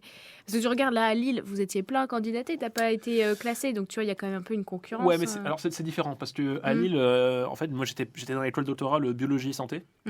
Ce qui fait qu'en fait, tu te retrouves avec des gens qui. En fait, le concours, il est bizarre. En fait, le concours, t'arrives, tu présentes ton sujet de thèse Ouais. devant un jury de professeurs. Il y en avait entre 10 et 15, un truc comme ça, je crois. Ah oui. Comme nous, en fait, oui. Et qui ont rien à voir Qui normalement. ont absolument rien oui, à ouais. voir. Oui, c'est bah c'est ce qu'on classique. dit. Ouais, qui ont moi j'ai vu plus, ça. en fait, ils ont plus ou moins à voir avec ton domaine. En fait, c'est comme c'est biologie et santé, c'est hyper vaste. Oui. Et du coup, bah, moi, j'arrive, je leur parle de chimie. En face de moi, j'avais un chirurgien dentiste. Il me regarde, il me dit qu'est-ce que tu me parles, mon ref? Toi, tu parles. Mais Parce c'est que- ça, mais moi aussi, quand Ouais, je ouais, passais c'est l'école le doc. jeu, Mais j'avais aussi, par exemple une chimiste médicinale, un professeur qui était prof à Lille aussi, qui était du coup ma rapportrice, du coup, parce que du coup, Oui, qui bah avait ouais. quand même potassé un peu mon sujet. Voilà. Mm. Donc, il y avait des gens qui connaissaient de quoi je parle et d'autres qui comprenaient absolument Ouais, rien à ce que je ok, racontais. ouais. Et du coup, en fait, tu te retrouves à bagarrer avec des gens qui sont sur des sujets qui n'ont absolument rien à voir avec les tiens. Quoi, parce que, Oui, puis voilà. des fois, il y a 20 Ouais. thèses. Là, enfin- il y avait genre une trentaine de bourses, un truc comme ça. Ouais. Ah oui, oh putain, il y en avait plein. Ah, mais on Tu était. vois, de notre dé, on en avait 3. On était. Ça dépend, ouais. Ça dépend des. On était, je crois, je sais plus, genre un truc genre 90 à participer, un truc comme ça, il y Ouais, avait une quand trentaine de même, bourses. Ouais, c'est différent, ouais, ok. Mais les tests de sciences dites dures, c'est quand même. Les financements tombent plus facilement. Oui, quoi. c'est Oui, ça, bah oui, ouais. clairement. Mais bon, faut être motivé parce que. Ouais, si je reviens au conseil. Ouais, être motivé, j'ai envie de dire, mais en fait, c'est de manière générale, si tu veux faire une thèse, être passionné, quoi. Ouais. Enfin, je pense que Oui, t'es un peu bah après, obligé on a d'être- toujours un peu une question sur est-ce qu'il faut vraiment être passionné ou est-ce que tu le deviens pas un peu. Je sais Ah. pas. Moi, j'arrive pas. J'adore mon sujet. J'arrive toujours pas à dire c'est une passion ou si. Enfin, je sais pas, toi, Chloé, c'est ta passion. La Bah, moi, je salinité. sais que de base, avant la thèse, je voulais travailler sur le changement climatique parce que ça faisait sens Oui. dans ma Ouais. vie. Après, Ouais. mon sujet précisément, c'était pas ma passion. le Ouais, changement moi, climatique. moi c'est le Enfin, terme façon de passion à chaque fois qui me. Je sais pas. Ouais, moi, c'est différent parce Mais que. oui, il faut quand même être animé par la chose. Ouais, c'est ça. Moi, c'est différent parce que c'est pas du coup. C'est pas le sujet qui me passionne, moi, c'est la. Oui, c'est ça, ouais. Moi, C'est les techniques, ouais. Moi, c'est la vraiment matière. le- Moi, c'est la matière, la le discipline. taf, ouais. Moi, c'est la discipline. En fait, on m'aurait donné un sujet de cancéro, j'aurais kiffé aussi. Oui, non, mais oui, Voilà. ok, je vois. Ok. Et tu fais un peu des exercices de vulgarisation. Là, on a vu que parce que quand on a préparé ta trame, on a vu le poster. Tu fais pas mal de com et tout. Bah alors, comme j'en ai pas encore fait, c'est compliqué, parce qu'en fait, j'ai rien à dire. La méthode. J'ai pas assez de résultats, en fait. Oui, mais Ouais, après, t'es ouais. que aussi en fin de C'est au première début, année. ouais. Je suis en deuxième année. Enfin, ou au début de deuxième. Non, mais tu vois, ça arrive des fois plus en troisième. Ouais, bah voilà. Les sciences dures, vous êtes plus à présenter à partir de la troisième. Ouais, c'est ça. Puis de toute façon, dans tous les cas, j'ai pas le choix parce qu'en plus, pour pouvoir soutenir, il me faut, dans mon ED, il me faut absolument Ah oui, du com. une com en anglais dans un congrès international. Voilà. Ils ont dit. Ah oui, d'accord. C'est ce qui Ok. c'est ce qu'ils nous demandent. C'est le cri, ok. C'est le critère pour pouvoir soutenir. Voilà. Ah ouais. Et donc, du coup, il m'en faut une. Donc, j'en ferai bien une à un moment donné. Quoi. Bah, Mais ouais. après, poster, ouais, j'en ai fait pas mal. J'en ai fait pas mal de congrès et tout. Plus ou moins fun, mais ouais. Oui, et je sais plus ce que je voulais demander. Si, moi j'avais une question. Bah, nous, on avait un peu quelques clichés. Et je me demandais, toi, quand tu dis aux gens de ton entourage qui sont pas du tout du domaine, que tu fais une thèse dans la chimie, ils réagissent comment, les gens? Est-ce qu'il y a beaucoup d'idées fausses ou de méconnaissances sur le métier? Il y a une méconnaissance qui est quasi absolue. Ah oui, ok. Total. Alors, en fait, c'est... Moi, quand j'en parle à mes parents, à ma famille ou quoi, pour eux, c'est hyper abstrait, en fait. Ouais. C'est Un peu hyper comme abstrait, dans ce qu'on fait. Breaking Bad, quoi. Ouais, c'est Oui, ça. je pensais à Breaking Ouais, Bad, moi moi. aussi. Mais non, mais c'est un peu ça, en fait. C'est ça. En fait, pour eux, ça leur paraît pas concret, en fait, ce qu'on fait. Ils comprennent pas exactement pourquoi on fait tel truc, qu'est-ce qu'on fait. C'est pas clair. Et c'est dur, hein. De toute façon, vous avez bien vu la difficulté de la vulgariser. Oui, ouais. Ils pourront écouter le podcast et enfin tout comprendre. Mais de rien. Et du coup, quand j'en parle à mon entourage, déjà, certains ne comprennent pas pourquoi j'ai choisi la recherche alors qu'il y avait des voies plus lucratives. Oui, mais notamment bon, on n'est pas tous animés par... par l'appât du gain. Moula, ouais. Ouais, voilà. Mais aussi pourquoi la difficulté pourquoi aller dans cette voie de la recherche qui implique des difficultés, alors pas uniquement au point de vue lucratif, mais même de trouver du taf tout simplement. Les difficultés, quand j'explique à ma famille que après la thèse faut faire des post-docs, tu peux pas avoir un taf directement après et tout. Oui. En général, Ouais. c'est chaud de trouver un taf direct. Derrière ils sont en mode mais pourquoi je comprends pas, tu fais des études mais Ouais. comment ça t'as pas de taf derrière, comment ça tu peux faire des CDD, c'est complètement con. C'est comme ça, pose pas de questions. Ouais. Oui, c'est vrai. Je pense qu'on passe tous un peu par le... Ah bon? Il n'y a pas un truc direct? Ah voilà, ouais. Ah, voilà, je comprends pas. Ouais. Mais ouais, voilà, il y a une méconnaissance déjà du monde de la recherche de manière générale, parce qu'en en France, c'est absolument inconnu. Du grand Et public. surtout du travail du doctorant. Le travail du C'est doc. tellement flou, on est étudiant, mais pas vraiment étudiant. Ouais, voilà. Ouais, déjà, ça, expliquer ça, t'es étudiant et pas vraiment étudiant. T'es étudiant, mais des fois, c'est toi qui donnes les cours.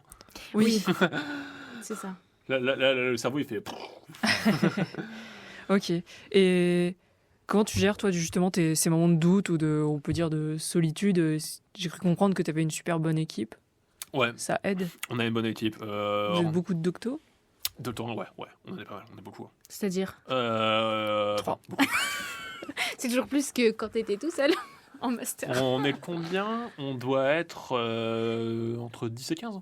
Pas mal. Ah, sympa. Ouais, Et c'est ouais. vous êtes dans un Open open space space avec chacun un petit bureau? Alors non, alors, c'est terrible. C'est totalement l'inverse, on est chacun dans un petit bureau. Ah Ok, oui, c'est marrant. c'est cool. Enfin, Parce que nous, tu vois, on est dans un grand open space, on est 8 tous ensemble. Ouais. Bah, ça, c'est côté avantages et désavantages. Ouais. Bon, quand il y a du bruit, voilà.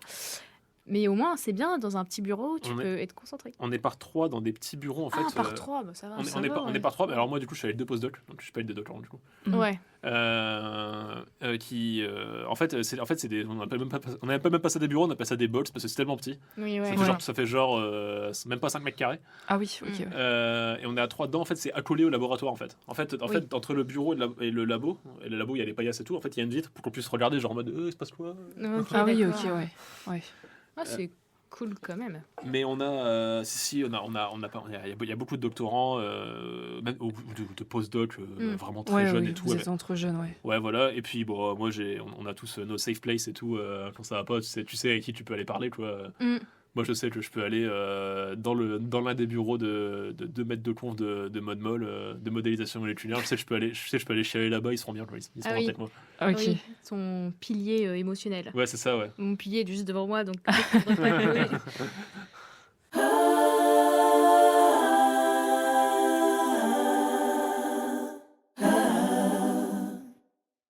Bon, Antoine, cette interview, elle va toucher à sa fin. Mais bon, la thèse, c'est pas que des choses super sérieuses. Comme on a pu le comprendre, est-ce que tu n'aurais pas une petite anecdote ou une histoire drôle qui te serait arrivée pendant ta thèse? Ou un beau souvenir. Ou de un thèse. beau souvenir, si t'as pas... Des beaux souvenirs, j'en ai plusieurs. Tous les moments qu'on a passés, genre, je sais pas, on a fait le carnaval encore récemment. Ah, vous avez fait le carnaval? Ah ouais, bon, on le fait tout. T'étais on le fait à chaque déguisé en médicaments. fois. Non, on était déguisés. En on a MT5 fait, MPP. on a fait une salade de fruits. Ah, trop fun. Stylé. Il y en avait, s'ils écoutent, ils se reconnaîtront, qui se sont fait hâter par tout le monde parce qu'en fait, ils étaient déguisés en raisins et ils avaient, pour faire des raisins, en fait, on avait gonflé des ballons, on les avait collés sur eux. Ok. Ah, Et, ok. et du coup, tout stylé. le monde les arrêtait en mode oh, trop stylé, des raisins Ouais, du coup, on l'a fait l'année dernière. L'année dernière, on l'avait fait aussi, on était en mode apiculteur parce qu'en fait, on a des abeilles au labo. Ah. Ok. Il y en a quelques ruches juste à côté du labo. Et du coup, on fait le miel du CERN, le miel du labo. Oh, j'adore. Stylé. Et du coup, on a des tenues d'apiculteurs. Ah, j'adore. Putain, ça, je te dis, mais nous, nous on a un compost. Waouh. Alors, si tu veux, on peut. Trop stylé.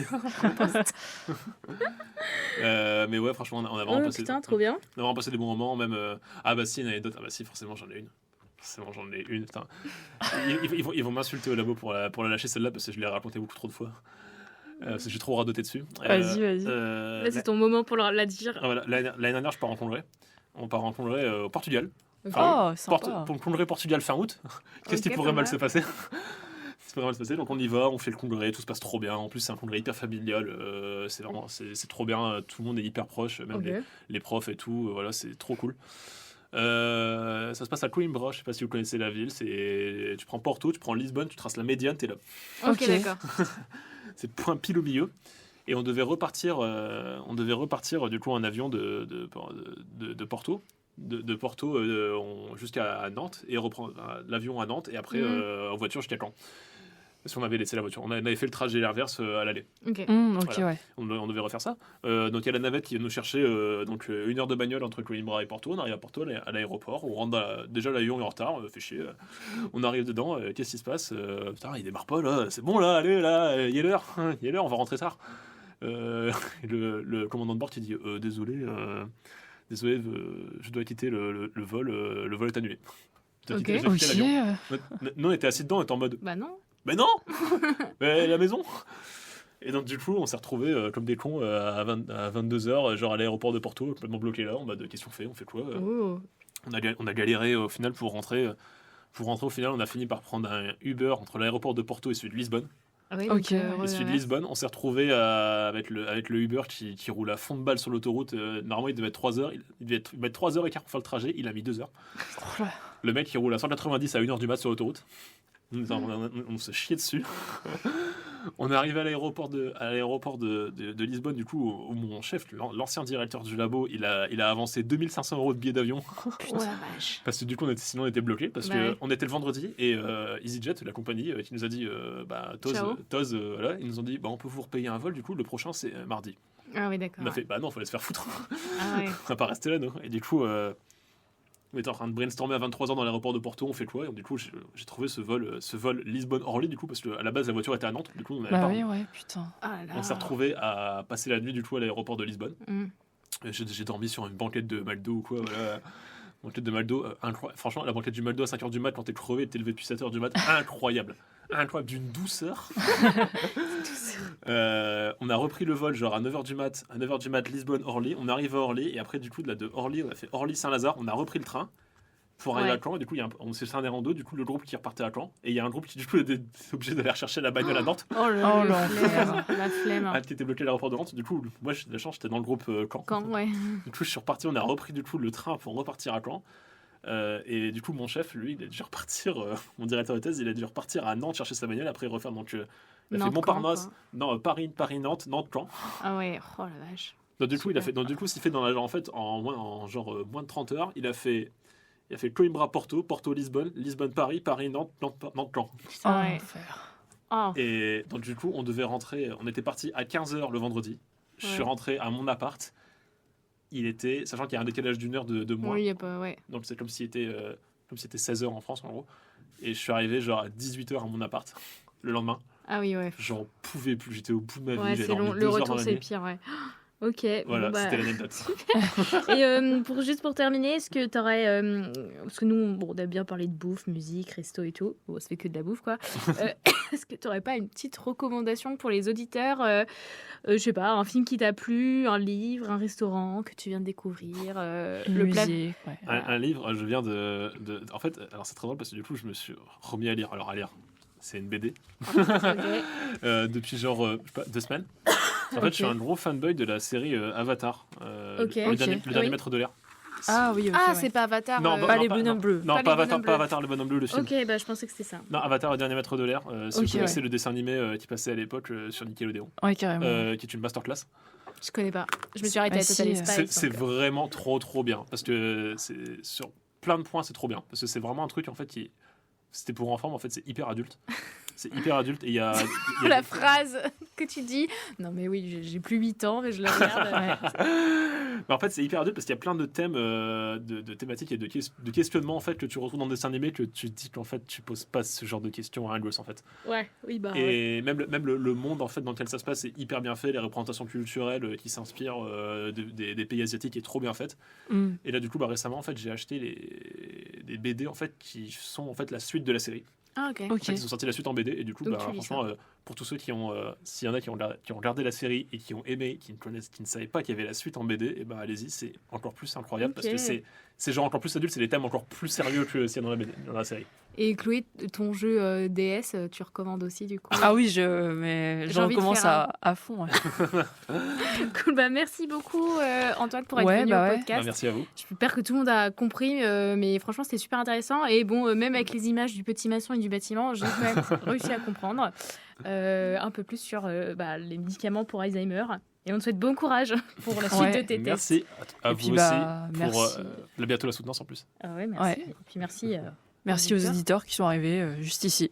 Ouais, super, merci à vous. Merci, à bientôt. Au mois prochain. Salut.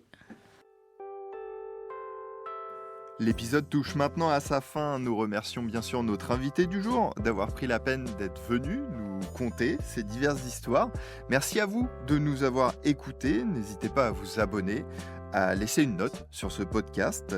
N'hésitez pas non plus à nous envoyer vos propositions de questions pour l'épisode prochain à l'aide du mail présent dans la description. Nous en profitons pour remercier l'Université de Caen et le CEMU de nous avoir aidés à l'enregistrement de ce podcast. Et en attendant, on se dit à bientôt.